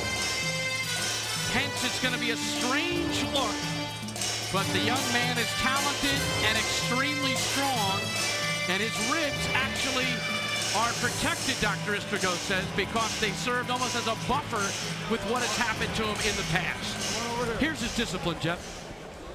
Well, he is a submission fighter out of the Lion's Den. He works with Ken Shamrock and company, great at joint locks, chokeholds, and because of that grappling background, good at takedowns. He will probably want to bring this fight down to the ground, and what he said about that accident is no excuses. He doesn't want us to dwell on what he looks like. He wants us to dwell on how he fights. I like that. All right, time right now for a UFC flashback. And this one is Royce Gracie against Chemo, UFC 3, September 9th, 1994, Charlotte, North Carolina. It was in a quarterfinal round. And watch Royce Gracie with the arm bar working against Chemo. He'll get the submission in just under 5 minutes of a tooth and nail battle. And what a physical war this one was. Here's a look at the ending. Had a great arm bar there. Chemo had to tap out or lose the arm. And Gracie was unable to continue in that UFC.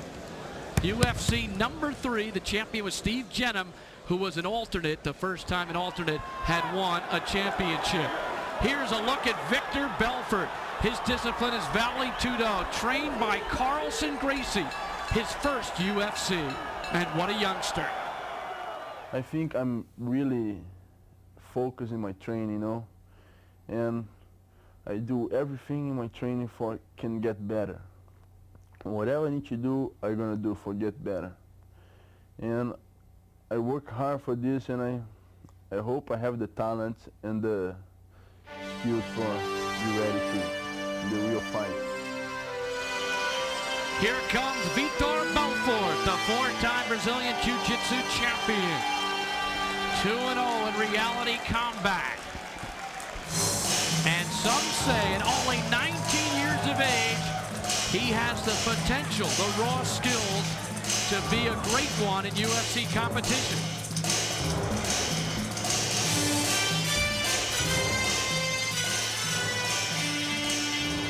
Fighting and in training since age 9. Actually used the Gracie surname for a while, but he dropped it because he wants to be recognized for who he is, not who he is associated with. And Belfort's discipline is from the Gracie Jiu-Jitsu clan. Typical Brazilian. He fights this way in his country. This is how they go to battle. He can strike, but he's great at submissions, and I look for him to try to bring this down to the ground and end it there. But he also likes the strikes. He likes to box. He'll throw punches. Here's a look at the tail of the tape for the second heavyweight tournament semifinal bout. Jiu-Jitsu submission. You can see the difference in age. Belfort is 13 years younger, also 28 pounds lighter. So we saw Royce Gracie dominate the UFC in 1, 2, and 4. Could another of the disciple from the Gracie Jiu-Jitsu style emerge tonight? We'll find out. Right now, the introduction of the fighters. Here's Manny Garcia. Introducing first and standing to my left, a shoot fighter representing the discipline of submission. He is the two-time US AOK Karate Champion and the Hawaii Freestyle Martial Arts Super Heavyweight Champion. He has a full contact karate tournament record of 75-10 and is undefeated in reality combat fights. Fighting out of Dallas, Texas, he is 32 years old, standing 6 foot 2 inches and weighing in at 240 pounds. Please welcome Trey Trauma Telemann.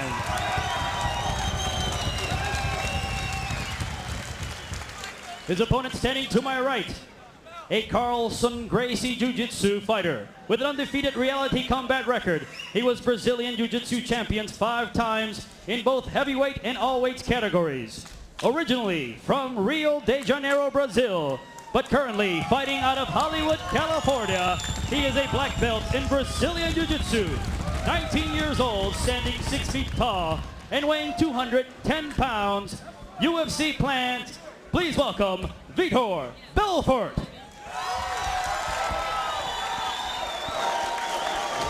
Vitor Belfort against Trey Teligman. The winner takes on Ferrozo. Tank, your thoughts on this bout going in? Are you ready? I'd have to say that Belfort looks pretty sharp. I'm impressed with the way he looks, but you can't judge a book by its cover. Let's see what happens. Belfort in the black trunks, Teligman the red and black trunks. I don't like the passive stance Teligman's taking. I was watching the clips before. It looks like he can let his hands fly. Right in front of us, my God. Belfort in on a double. Teligman defending, using an underhook there to try to keep Belfort off of him. Yeah. Oh, big right hand landed by Belfort. Good hands. Real fast hands by Belfort. Yeah, oh my. Teligman doesn't like it. That's why he's trying to get it. Oh, and he got tagged. He got caught. And he's in the guard now. He's trying to protect himself in the guard. But look at the quickness of Belfort. Unbelievable. He's got good hands. Very fast. He's got the guard passed right now. He's a side pass, but he's on the side mount. We'll see how he can put it together and work on things here. And Teligman is a bloody mess as Belfort lands that left hand explosively. There's some elbows. That's not necessarily anything good. He's just hitting the arm right there. And that is it. McCarthy stepped in. I believe he tapped out. Okay? Stay right there. Teligman appears to be okay. Belfort looked pretty tough there. Yeah, Teligman saying I'm all right. Teligman was just whispering to John McCarthy, I'm all right. But yeah, I looked at it and didn't even think twice about it. He looks fine. Oh my. Wow. Belfort. Unbelievable speed in those hands. Teligman telling the doctors he's okay, but he took a shot and he was bleeding pretty good from just above his right eye. Yeah, it's one cut from the right eye there that did all that bleeding. Looked pretty sharp. Looked real sharp. Vitor Belfort in an explosive performance. And we had heard about him because he was almost in the last UFC prior to the Ultimate. I bet Teleming wishes he had another pectoral muscle right now. Well, there's no doubt about this. We have not seen that kind of hand speed in the UFC before. We've seen great power. We've seen great power, but nothing like that kind of hand speed. Well, oh, my. I'll tell you this. You know, you can put straw through steel, and if it's fast enough, it'll happen. And he had quick hands. It'll be interesting to watch how the night unfolds. That was absolutely interesting. And you can see Belfort looking at John McCarthy, who then does break it. Belfort did not want to hit his opponent again, felt that he really wasn't in a position to defend himself. And again, that shows that these athletes do care about each other. Those athletes. So it's ruled a tap out. And I'll tell you, Tank, we've seen some ferocity before. But this guy came out of that corner and he was like shot from a cannon. Yes, he was. Uh-oh. You gonna give me some thoughts of this guy or what? Oh, he looked sharp, but you know, it's all relative to who you fight. So we will have to see how he gets tested and what becomes of him. Well, Jeff, you've seen a lot of guys first time out come into the octagon and be somewhat shell-shocked because of what's in there. It's so much different than what's in the dojo, but Belfort looked very equipped to go out there and score. Well, Belfort has many of these types of fights. That's what they do in Brazil. And Teligman probably does not have it's his first time in the octagon, so certainly that first experience, all the nerves that go with it, despite being from a great camp, the Shamrock Camp, the Lion's Den. Belfort, one of the Gracie disciples, is one of the best jiu-jitsu fighters I've ever seen strike. He has boxing hands. Yeah, they Jeff, that was by far not jiu-jitsu. Oh, without a doubt. Right there. He had some good hands, and be interested to see how he unfolds later. There is a person you can say has a complete package. Tank, a pleasure for you stopping by, and we get you for the championship in the heavyweight tournament, so think up some good lines and come back. Me? Where? What? Back here later. Aloha. Tank, thanks for your help. All right, man. Adios, Hey, it was a good fun, and maybe I'll drop a choke on you. Here's a look at the heavyweight tournament, the way it has unfolded. Ferrozo won in 8-17 with the referee stopping the contest, and then Belfort with the victory on a tap out in 1 minute and 18 seconds. It was a verbal tap out. Don't forget, later tonight, the big matchup for the heavyweight championship. It's Mark Coleman against Dan Severn. Well, in UFC 10 and 11, the champion Mark the Hammer Coleman was forced to withdraw from December's Ultimate due to an illness that affected his thyroid gland. Is he ready to return to form? I'm very motivated coming into this fight. This is the biggest opportunity of my life. I respect Dan as a fighter and as a person, but I'm coming in there to win this tournament. That is the main goal. That's the only goal. Anything less would be devastating to me. Yeah. Come on. This is your rep now. This is your rep. Go. Come on. We gotta have it. We gotta have it. Come on. Come on. Come on. Nice. Through. Come on. To beat Dan Severn, I'm going to have to be on top of my game. I'm going to have to hit him hard. I'm going to have to find a way to get him on the ground because we are basically the same skill level. I think it's going to come from the heart. The winner's going to be the guy that wants it more, and I want this fight bad.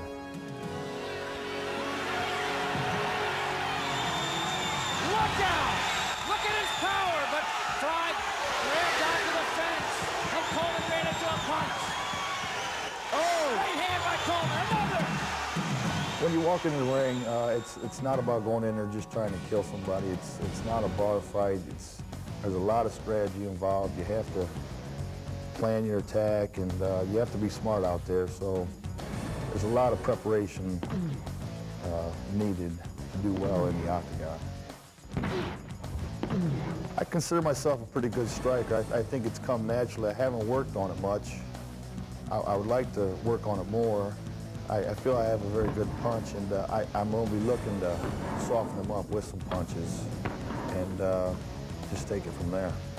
I'm in this Ultimate Fighting because I love competition, and this gives me an opportunity to show what hard training can do for a person. It is a lot of hard work, it is a lot of pain involved, but the feeling when the workout's over, it makes it all worth it. It was very difficult watching the Ultimate, just very painful for me. You know, I feel I could have won that tournament, so it was some hard times for me. I'm just happy that I am healthy again, and I'm just looking forward to training as hard as possible and, you know, getting back on the championship stand. My ultimate goal would be to retire undefeated. I don't think about losing very often, and I just want to go out there and get the respect of all the people, and I want to be considered, you know, the best fighter ever step in the ring when it's all said and done. Ladies and gentlemen, the winner, Mark Coleman. So it's Mark Coleman later tonight against Dan Severn for the heavyweight championship. Well, we've got some important news to pass along. Let's check backstage right now with Joe Rogan. Joe? Hi, Bruce. We're backstage. We've just been informed that Takahashi broke his hand in his fight, and he's not going to be fighting in the finals. So to replace him will be the alternate Nick Sanzo, who won earlier this evening. Back to you guys. All right, thank you very much, Joe. So Nick Sanzo, who won as an alternate earlier tonight, will step in for Takahashi to take on Bolander. Sanzo wanted 43 seconds, Jeff, when the ref stopped the contest, and it leads us to a matchup now, Bolander and Sanzo.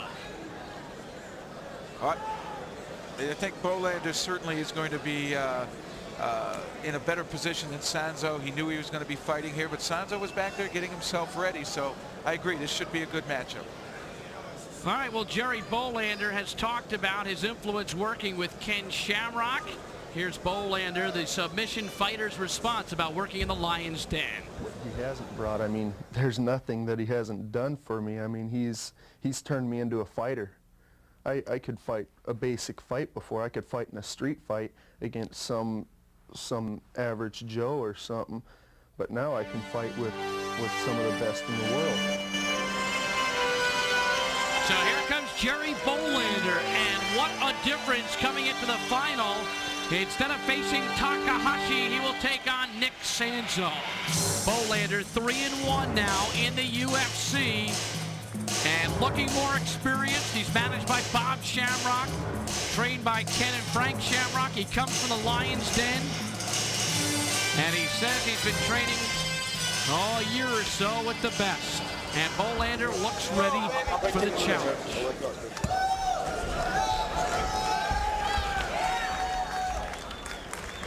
So Jerry Bolander from Livermore, California. Nope. All right, good luck. You fight raised smart, in all right? Great Falls, Montana. Same thing. Born in Norfolk, Virginia. His opponent, Nick Sanzo. We asked him about being an alternate, and Sanzo knows as an alternate, you must always be ready. I think the whole time you should be prepared to be going into the main draw, right into the finals, especially with a four-man tournament. You should expect to go into the finals. If you look at the history of the fighters that are fighting, many of them have fought wars, and not because of injuries, but just because of fatigue of not being able to finish. They have great fighters fighting in this under 200-pound weight class. They could easily eliminate each other. So I think you should just consider yourself, if you win your match, you should be ready to go into the finals. Here comes Nick Sanzo from Niskayuna, New York. Jeff, up in your neck of the woods.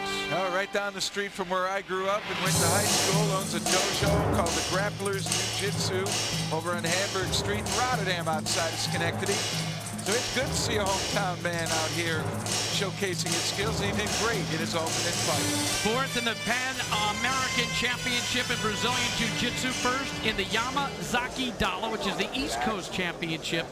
So Sanzo coming in as an alternate, replacing Takahashi, taking on Jerry Bolander. And Ken Shamrock, your thoughts? And he looked good in his last fight. He has some skills, he has good balance, and we can't really know what to see him because his opponent really didn't have the skills that Bolander has, so he'll be tested here. There's a look at the tail of the tape. Bolander is the young lion, 9 pounds heavier. He's got the 2-inch height advantage, and it's east against west, California and New York City. Manny Garcia with the particulars on our championship in the lightweight tournament, first ever in UFC history. Introducing first and standing to my left, a Sheik fighter representing the art of submission fighting. 6 years of amateur wrestling and 3 years of submission fighting experience. He is 22 years old and stands 5 foot 11 inches, weighing in at 198 pounds. A UFC veteran with a record of 3-1 in the octagon. He won earlier in the evening by submission. Fighting out of the Lion's Den in Lockport, California, Jerry Bolander.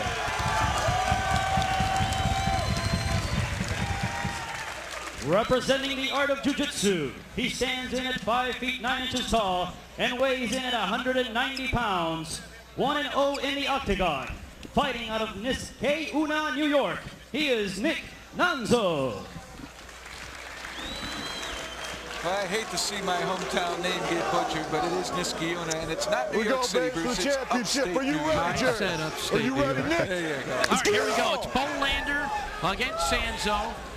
Bolander in the shorter trunks. Bolander will soften him up, standing up, and we'll see what Sanzo does here and see what kind of skills he's going to go for the takedown. He's got a single. Wrestling background, so these are two good grapplers here. It looks as though Bolander there is going to go for the pretzel. Yes, he is. The spladle here in wrestling.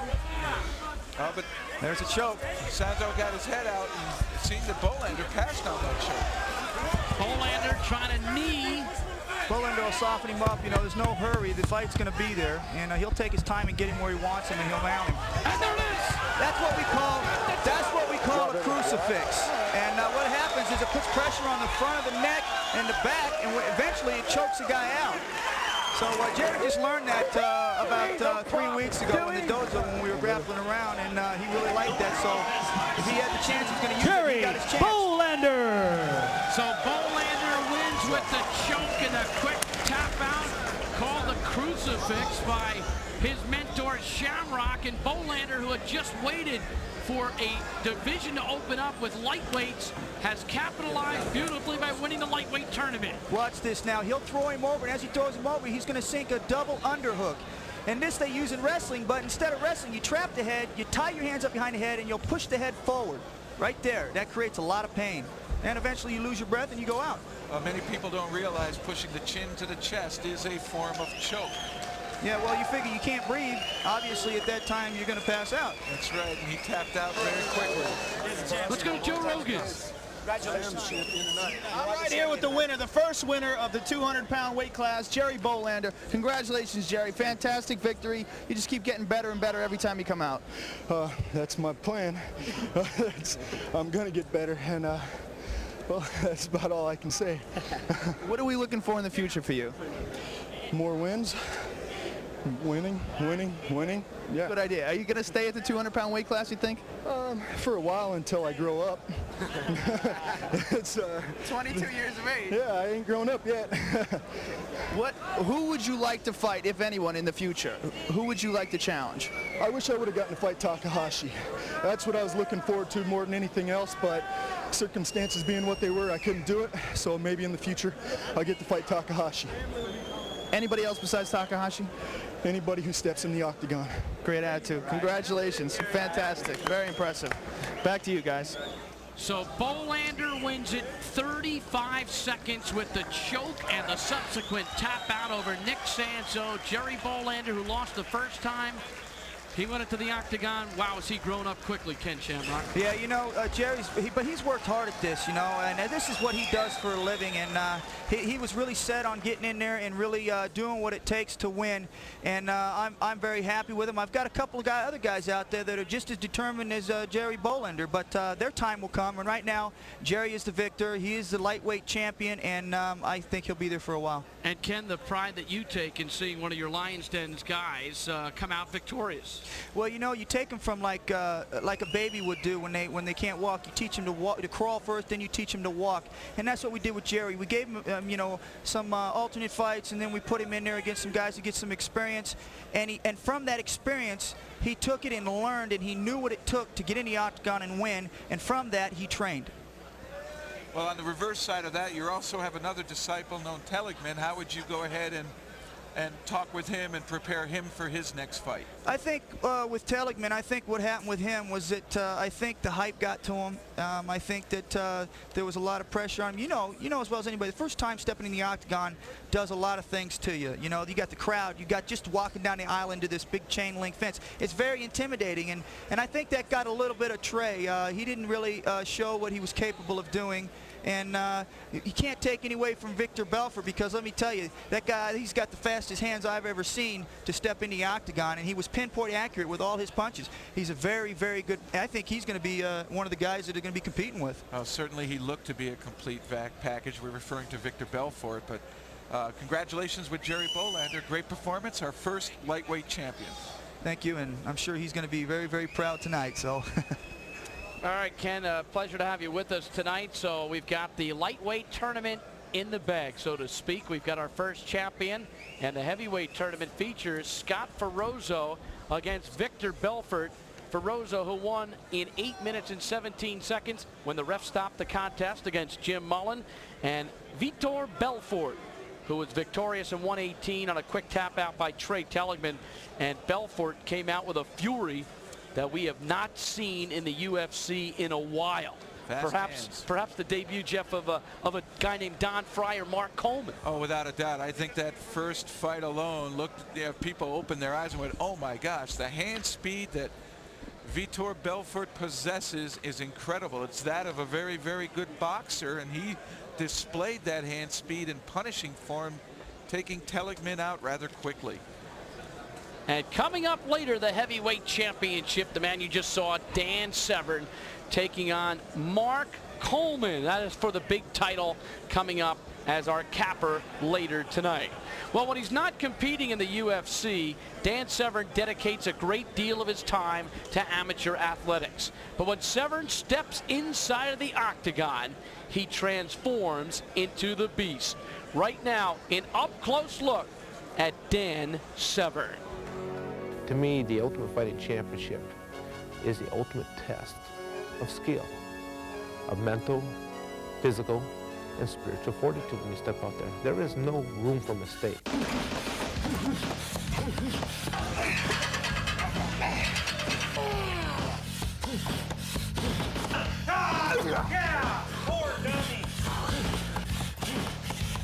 There's not a waking moment that doesn't pass, and I'm not thinking about this match. Running over different scenarios over and over and over again, so that when I step out into that octagon, I've been in some positions 1,000 times before, so I already know how I'm going to react. Well, the UFC has basically nicknamed me the Beast. They just can't realize a person that can just sit here and be mild-mannered, and yet when I step into the octagon, I can turn on this fierce competitive spirit. They just have never seen quite a transformation like that. It's the crowd.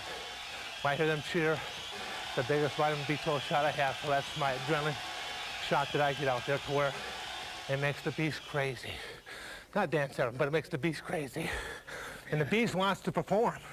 The beast is back, Daniel Severn!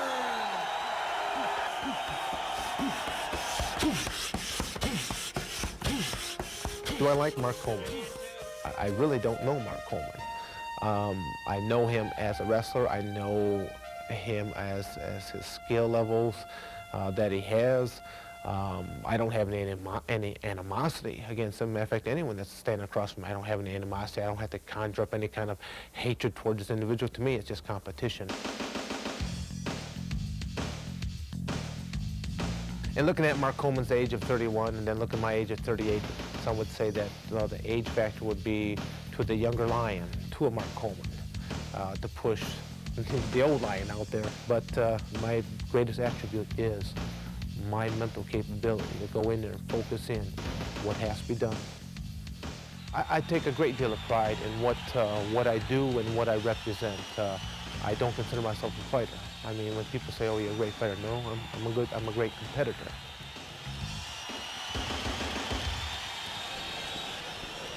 A look at the beast, Dan Severn. Back in Dothan, the name chosen from a reference in Genesis, which reads, "For I heard them say, let us go to Dothan." Our next bout of the evening is the heavyweight tournament title fight between Scott the Pitbull Ferozzo and Vitor Belfort. Let's take a look at how this bracket unfolded tonight. Belfort won in a tap out in 1:18 over Trey Telligman, and Ferozzo victorious in 8:17 when the ref stopped the contest against Jim Mullen. Jeff, here's a look at Ferozzo's earlier bout. Well, in his opener against Mullen, he really had a huge size advantage.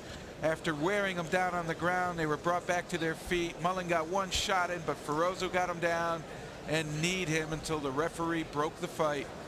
And it was a great performance by Ferozzo. He really showed that he can be aggressive, but it was Mullen's first time in there, and you got to remember that. And here's Belfort's first match tonight. Well, this was highly impressive against Telligman. Belfort, just incredible talent, quick feet, and obviously capable with all kinds of strikes. Let's go to Joe Rogan. I'm down here, guys, with the Victor Belfort contingency, and in the wake of that unbelievably impressive victory in the semifinals, they are anticipating a wipeout in the finals. Number one! I'll take Gracie! They have a lot of things to say. We feel that Victor Belfort is the Tiger Woods, the Michael Jordan of this sport, and his fighting will definitely tonight speak for itself. And although we respect all the fighters, we don't feel there's anybody that can beat him. That throughout the whole Gracie camp, we know this. Either way, folks, it's going to be a barn burner. Yeah! Let's go, baby! Let's go! Well, we know how they feel about their competitor for the championship. Well, we could say they have a biased point of view. I would think so. However, when you looked at Belfort's performance there, it was very outstanding. Here's a look at the tail of the tape for this championship bout. Belfort is only 19, Ferozzo 32. Belfort is giving away a lot of weight, 118 pounds. Brazil against the U.S. And does Belfort feel the pressure carrying the great Carlson Gracie name?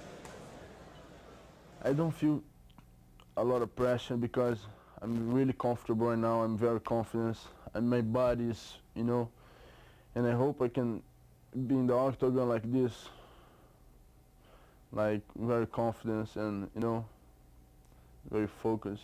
And I don't want, over there you don't think too much. I can't think too much right now. I just relax. So there's the thoughts of Vitor Belfort. David Tank Abbott joins us once again, octagon side, to get ready to call this heavyweight tournament championship bout. And Tank, words of wisdom about this final. This is going to be something that we're all going to have to sit around and watch. Who knows? You never know when you step into the octagon. Victor Gracie, or whatever his name is, looks like he can throw down a little bit. He's got some quick hands, but doesn't necessarily mean he has some power behind it. We'll see if the rotund one can weather that and take it to the littler of the two. Tank, let's talk about game plan for Ferozzo. What would you tell him to do if you were in his corner, which is almost an impossibility? I like that. No, I don't know what I would tell him what to do. I just say go out and be yourself, because, you know, when you ever try to take on somebody else's fighting style, it just doesn't work for you. You know, Gracie, who's fought for 20-plus years on his back, you're not going to go pick it up and be another Gracie fighter in a year and a half. So you got to go out and do what works for you, and hopefully that'll all happen, and may the better man win. I don't know. It's kind of scary. Well, we had a delay earlier with Vitor Belfort, and I believe now he is ready to come for the championship bout in the heavyweight tournament. Here he is, Vitor Belfort, 19 years of age, 4-time Brazilian Jiu-Jitsu champion. trained by Carlson Gracie, managed by his mom and by Donnie Bender. I was born for fighting, he says. And he calls the bond between himself and Carlson Gracie closer than a father-son relationship. And quite a gentleman. We had an opportunity to talk with him last night. A very soft-spoken individual, great respect for everyone that he fights against and particularly looks at in the UFC as competition. I was impressed with this young man, both as a person and certainly after that first fight as a fighter. Well, his opponent this heavyweight tournament final is the Pitbull Scott Ferozzo. We know about his size and we know about his power, but what about learning how to strike in the octagon? I found it difficult to learn how to strike correctly. You know, everybody throws punches, but can you throw a punch from your lat? Can you throw it from your thigh? Can you throw it from your heel? You know, a good punch will develop in the heel. I think mainly the things that I've learned are arm bars, tactical on the ground, relaxing, you know, submitting my opponent without getting hurt was my main goal. It's the ultimate test of skill and will, of style and guile. 100% pure adrenaline, 1,000% pure guts. The Pitbull complained he wasn't invited to the ultimate.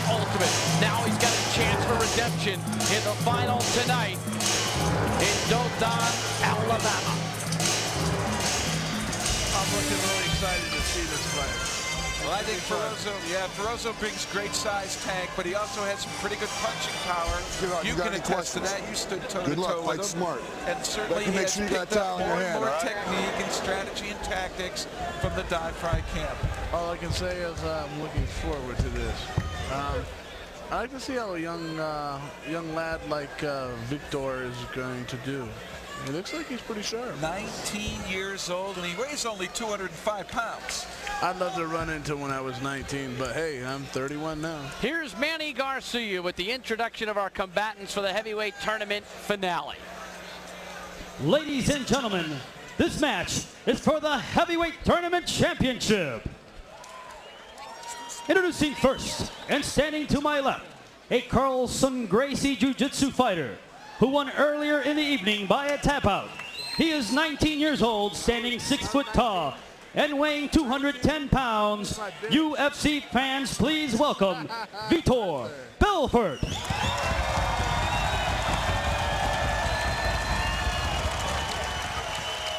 His opponent, a pit fighter with a UFC record of 3-1. He won earlier in the first round by TKO, standing 5 feet tall, 11 inches. Fighting out of Chakopee, Minnesota, Scott the Pitbull Ferozzo. Here we go, final of the heavyweight tournament. It is the Pitbull Scott Ferozzo against Vitor Belfort. And it sounded by the crowd reaction that Vitor picked up a whole bunch of fans real quick. A little bit of a wound over that right eye of Ferozzo, which has been taken care of by legendary Do it for the championship. Are you ready, Leon Victor? Are you ready? Let's get it on! Here we go. Here we go. Oh, he wants him to come in, does Ferozzo? Yeah, let's see what happens. They're feeling out the territory. Let's see what happens. Hand speed against size is what I call this. It don't matter. You know, Roy Jones Jr. ain't going to knock out Mike Tyson.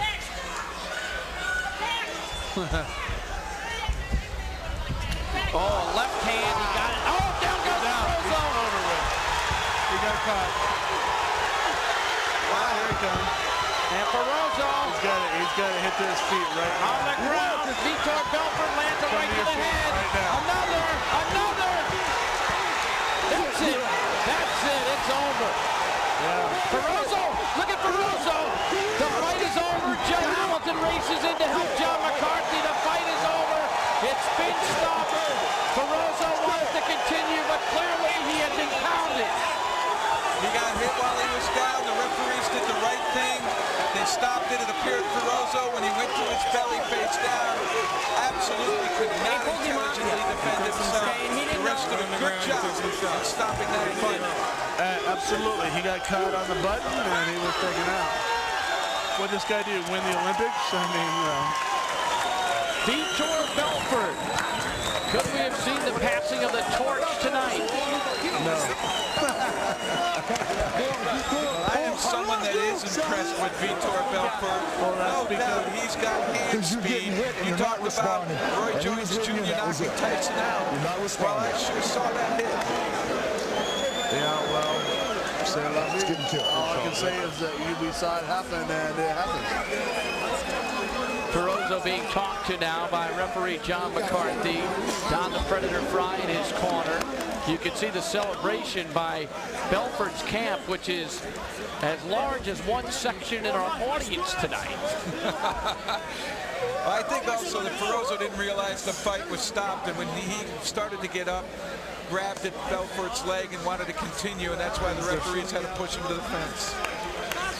Here's another look at it, guys. He looks like he's a southpaw. Looks for the straight pipe, straight right down the pipe. I guess Roy Jones did win, didn't he? Yeah, left hand first. Boy, that hit I the second one. Oh. I don't think that you could compare either one to boxing, actually. Now here's where he puts him away, Jeff. He'll watch to see what Ferozo wants to do, and now he takes action by hitting him. And it just seemed that those couple punches there were enough to make John McCarthy say, hey, you're not defending yourself, you're absorbing punishment. Good call by the official. There was a plethora of punches. I love that word, plethora. And it forced McCarthy to step in and stop it. And you saw Ferozo, he's going to complain that it was just too quick. Let's go up to Joe Rogan. Joe? I'm here live with Victor. Congratulations, Victor. Unbelievable victory. Everything for my trainer, Stanky Boxer, Carson. That's, I never did alone this. All my friends forced me to here. All my students watch me now. I did for everybody, not for me. And I hope I can do better in the future. And, you know, Victor, a lot of people say that you are the most complete Carlson Gracie Jiu-Jitsu fighter ever, and you're only 19 years of age. Does that put a lot of added pressure on you? No, because I have all my team back and me in this training and over here. I can say the Carlson Gracie team is the best. I hope all the fighters over here, they are very tough. And I think who deserve the credit, who train more, who, you know, I don't know what to say. I'm very happy. Congratulations. What do you look for in your future with the UFC? What would you like to do next? I would like to, you know, to fight. All my life is fighting. And I hope I can fight with the champion, with a champion again, because the best fighters right now is over here in UFC. You know, today we're gonna have a super fight. The two the best is Coleman and Severn. And you know, I'm gonna be ready for whatever Carlson wants me to fight. And you know, my training is tanky, my stretch. Carlson. Stacy. And you know, the chiropractors over here, they help. I'm gonna me a ask lot. a question of Carlson. My friend. Carlson. Azar and Banner. Banner. Right here. Who do? Right here. Banner. And my friends Valide, you know, they told me the guys hold the fence all the time. You know, this is not fair, but he's gonna get back and he's gonna beat up again. He's gonna fight again. Hope he's a tough guy. Carlson, what do you look for in the future for Victor? Eu quero que o Vitor seja famoso, como tem grandes lutadores, o Coleman. I want him to be as famous as Coleman. Coleman, o próprio Ferrozo. Even Tank Ferozo, Abbott. Tank Abbott. Severn. Dan Severn. Marcan. Mark Hare, all Tem muitos lutadores muito bons. Eu acho que o Victor vai chegar lá com eles. There are several different good guys over there, and I think Victor's gonna get there also. How proud has he made you this evening? Como que você ficou orgulhoso em relação ao Victor? Ele faz por isso, ele treinou e ele merece isso. Ele fez esforço para isso e é garoto muito bom. He's trained for that, and Carson's very proud of him. Yes. Thank you very much. Ele assimilou o que eu ensinei a ele. And he has learned everything Carson taught him. Thank you very much. Congratulations, Victor. Congratulations. Back to you, Bruce and Jeff. All right, Joe Rogan, thank you very much. So Vitor Belfort, at 19 years of age, wins his first heavyweight tournament title. 52 seconds, and it deserves another look. Tank, what about the hand speed? Looks good. He's got real sharp punching ability. And again, he's fighting Ferosa, the rotund one. Did you think the stoppage was right? You think it was fair? Oh, absolutely. You know, actually, it's a coin toss. It didn't seem like Ferosa was gone, but he was hitting on him. So he was being protected. We got to do what we got to do. You know, I don't know. He was on the ground. It might have been a quick stoppage, but I don't think it would have changed the outcome whatsoever. Tank, before you leave us, what about the challenge that Ken Shamrock put to you the last time out? The challenge. You know what? I think people that run around and challenge people are desperate human beings. I mean, I've got no reason to fight Glammy. If Glammy wants to challenge himself, he should go into the mirror, look in the mirror, and say, you know what? I've fought in 3 tournaments. My gig is to get to the finals of a tournament. He's never been to one. He's appropriately named Shamrock. He's a fake. He's a fraud. He's a sham. Get in there and fight. Make himself a tournament. You know.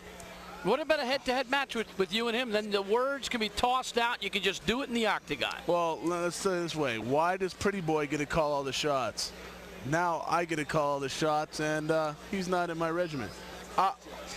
Oh, he shut me down. All right, Tank Abbott, thanks for coming by. We appreciate your input tonight and your commentary. Love you, man. Give me a big kiss. No, not in their wildest dreams. Thank you, Tank. Adios. I love Big Jeff, and I love Big Bruce. Let's go to Joe Rogan.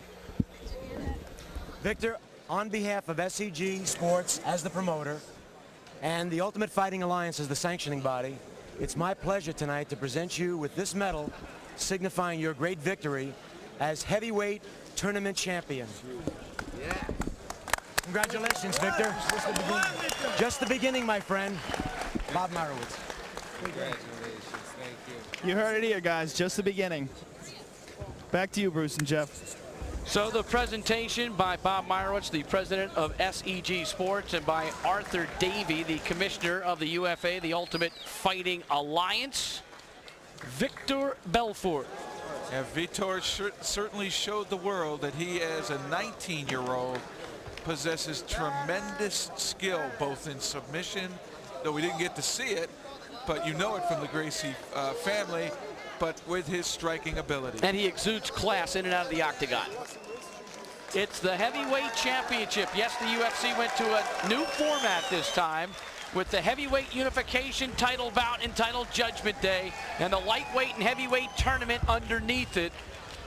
But this one is for all the marbles. Mark Coleman and Dan Severn. And our new guest comes equipped with some pretty impressive belts. He's Don the Predator Fry, who was the champion in Ultimate 96. And Don, welcome. How are you doing there, Bruce? Pretty good. I'm getting all tangled up here.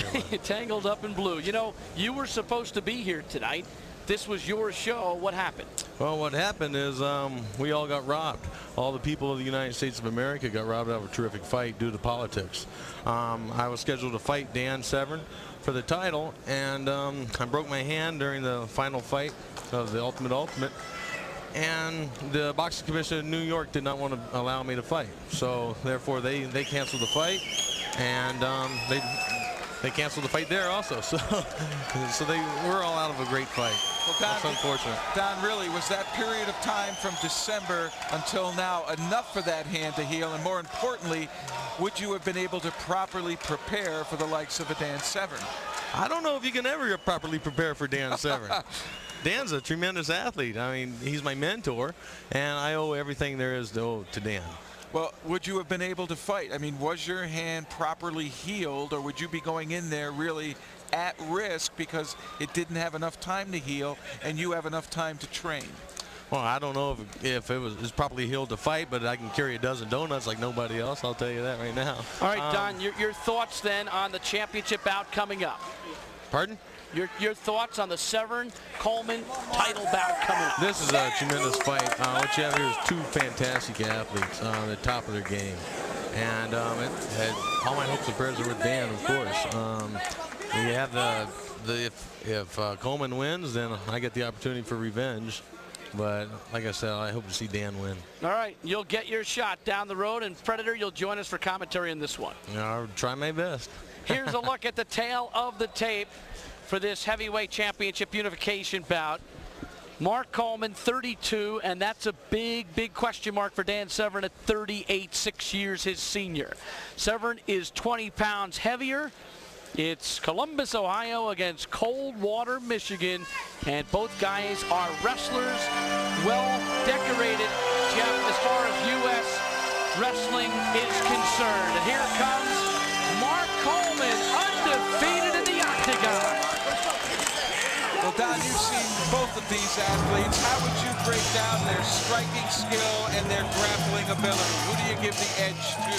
I would give the edge to Dan Severn in the grappling ability. I'd have to go with Mark as far as the striking ability is because he's a little bit more flexible and can use the strength and that flexibility. Obviously, both train well. They're both big. They're both strong. Coleman, freestyle wrestler. He obviously has done all forms of wrestling, so he's great at grappling, good on the ground, and obviously he's capable of good strikes. The deciding factor could be stamina. Who would you think owns conditioning? I think I'd have to give the edge to Dan. Dan's a hard-working athlete, and like I said, I've been around Dan for 14 years. He's been part of my life, and the man works hard. Add to that the fact Coleman coming off of a virus, edge to Severn. All right, there's a look at the Coleman camp, including his mom and dad and his girlfriend, Kelly. And here comes the beast, Dan Severn, the winner of the Ultimate 95 UFC 5 champion. And he has not been in the octagon since that victory in the super fight, which was one that both he and Ken Shamrock wished they could reverse. That was UFC 9 in Detroit in May of '96. When Severn won with the majority decision. That was supposed to be a big battle of skill, and it turned out to be more of a battle of wills as the athletes squared off, neither one initiating, trying to draw the other out. Many people felt it was a boring fight, but tactically, each one was testing the other and really trying to break them, and ultimately in the three big exchanges, if I had a bicycle and I could travel 10 miles an hour, and a train travels at 50 miles an hour, and I got to travel a 30-minute distance, how many apples does Mary have left in the basket? Your man. Got a monkey. Okay. Good luck, you fight smart. I'm not sure what that conversation was about, but Severn and Coleman have made their way into the octagon. This one to decide the ultimate warrior on the planet. For the formal introductions, here's Manny Garcia. Ladies and gentlemen, here's the moment you've all been waiting for. The main event. SEG Sports Corporation proudly presents a battle of UFC champions. Introducing first and standing to my left, a freestyle wrestler and a member of the 1992 Olympic wrestling team. He is a two-time All-American and National Freestyle Champion, a two-time gold medalist at the Pan Am Games, and a silver medalist at the World Games. 31 years old and fighting out of Columbus, Ohio. Stands 6 foot 1 inch tall and weighs in tonight at 240 pounds, undefeated in the octagon. With a record of 5-0, he is the UFC 10 and UFC 11 champion. Please welcome Mark the Hammer Coleman.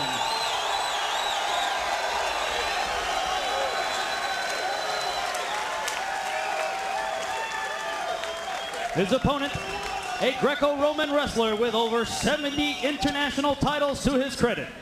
He is the 1994 National AAU Greco-Roman Champion in the senior division, the Michigan State Freestyle Champion, and the AAU Sambo World Champion. The 1994 AAU Outstanding Wrestler, 38 years old, standing 6 feet 2 inches tall, weighing in tonight at 260 pounds. He fights out of Coldwater, Michigan, with a 9-2 UFC record. He is the UFC 5 champion, the 1995 Ultimate Champion, and the UFC 9 Super Fight Champion. Please welcome Dan the Beast Severn. 15-minute time limit, 2 3-minute overtimes if needed. Coleman undefeated. Severn 9-2. Only losses to Gracie and Shamrock. Here we go. We're underway. 2 master grapplers. How will it unfold?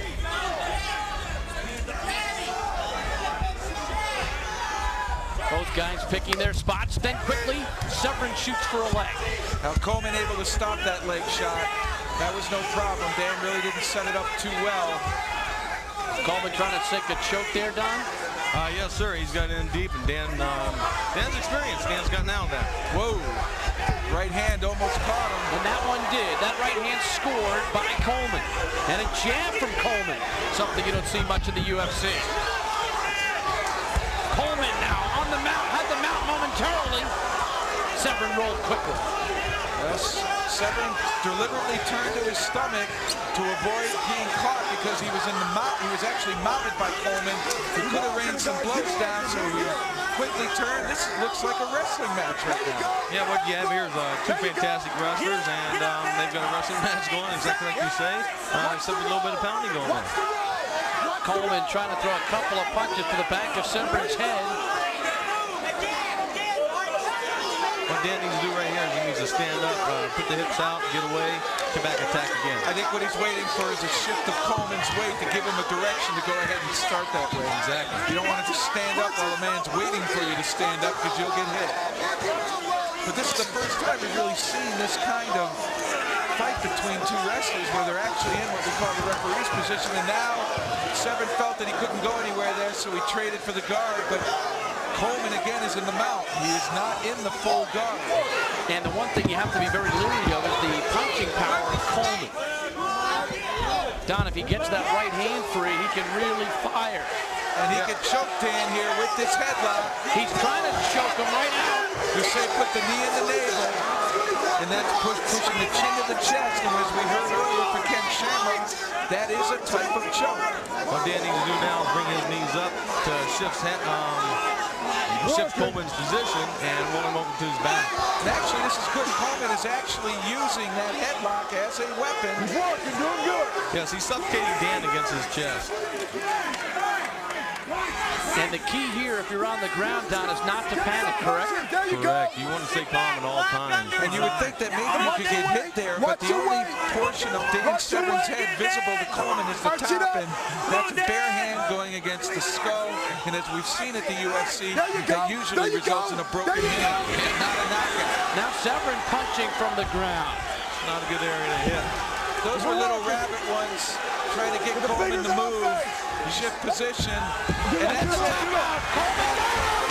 Coleman choked him out. And Severn tapped out. And Coleman is on fire. Oh, is he charged up like a caged lion? Well, he really built that headlock. He waited and waited, and when Severn finally presented his full head, he snaked it up tight, cinched it tight, and drove the chin to the chest, and it was a definite choke.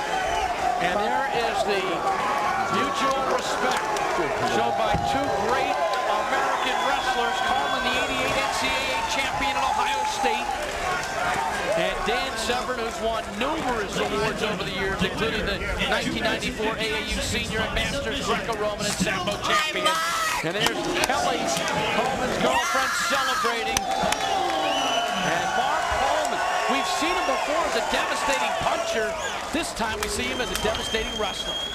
Well, I actually felt that Severn might have the advantage with finesse, but we also felt that the shorter fight would go to Coleman, and certainly he lived up to that billing. He caught Severn down, was able to go ahead and work him in that down position, couldn't really hit him and strike him in the mouth, and so he turned to a headlock, and as I said, he cinched it tight and was able to go ahead for the choke. And Don, what was your analysis of that fight? How do you see it? You're next in line against Coleman. Severn made one minor mistake, and in the UFC, if you make a minor mistake, it's a crucial mistake, and that's all that happened here. Unfortunately, Dan did it, and he lost the title. Now, what happens now is that I'm going to come up in May, and it's my opportunity for revenge. Well, how do you see, what strategy do you need to beat a big man? Look at the size of that man, Mark Coleman. How are you going to go ahead and approach him, brother? Well, I'm going to approach him like I approach everybody else. I'm going to let them train for me. I have my game, and I know what's going on. Early on, it may look like an eye gouge. It's not an eye gouge. Severn just has his hands on the face trying to push it away to create distance. But it was right then that Coleman was able to lift that head up tall. You saw Severn's hand move to the side, and that's when he tapped out. Right here, Severn tried to turn to his belly, and there is when he exposed his head fully, and that's when Coleman cinched it tight. And Don, I was saying to be patient. When he was on his side, he was being patient. He was still getting a flow of oxygen, and then when he rolled a little bit, that's when he got choked out. Yes, unfortunately, he rolled to his back. What you need to do is roll over to your side and curl your legs up behind your opponent when he has a headlock on you, and then roll the opponent onto his back. Right now, let's go to Joe Rogan.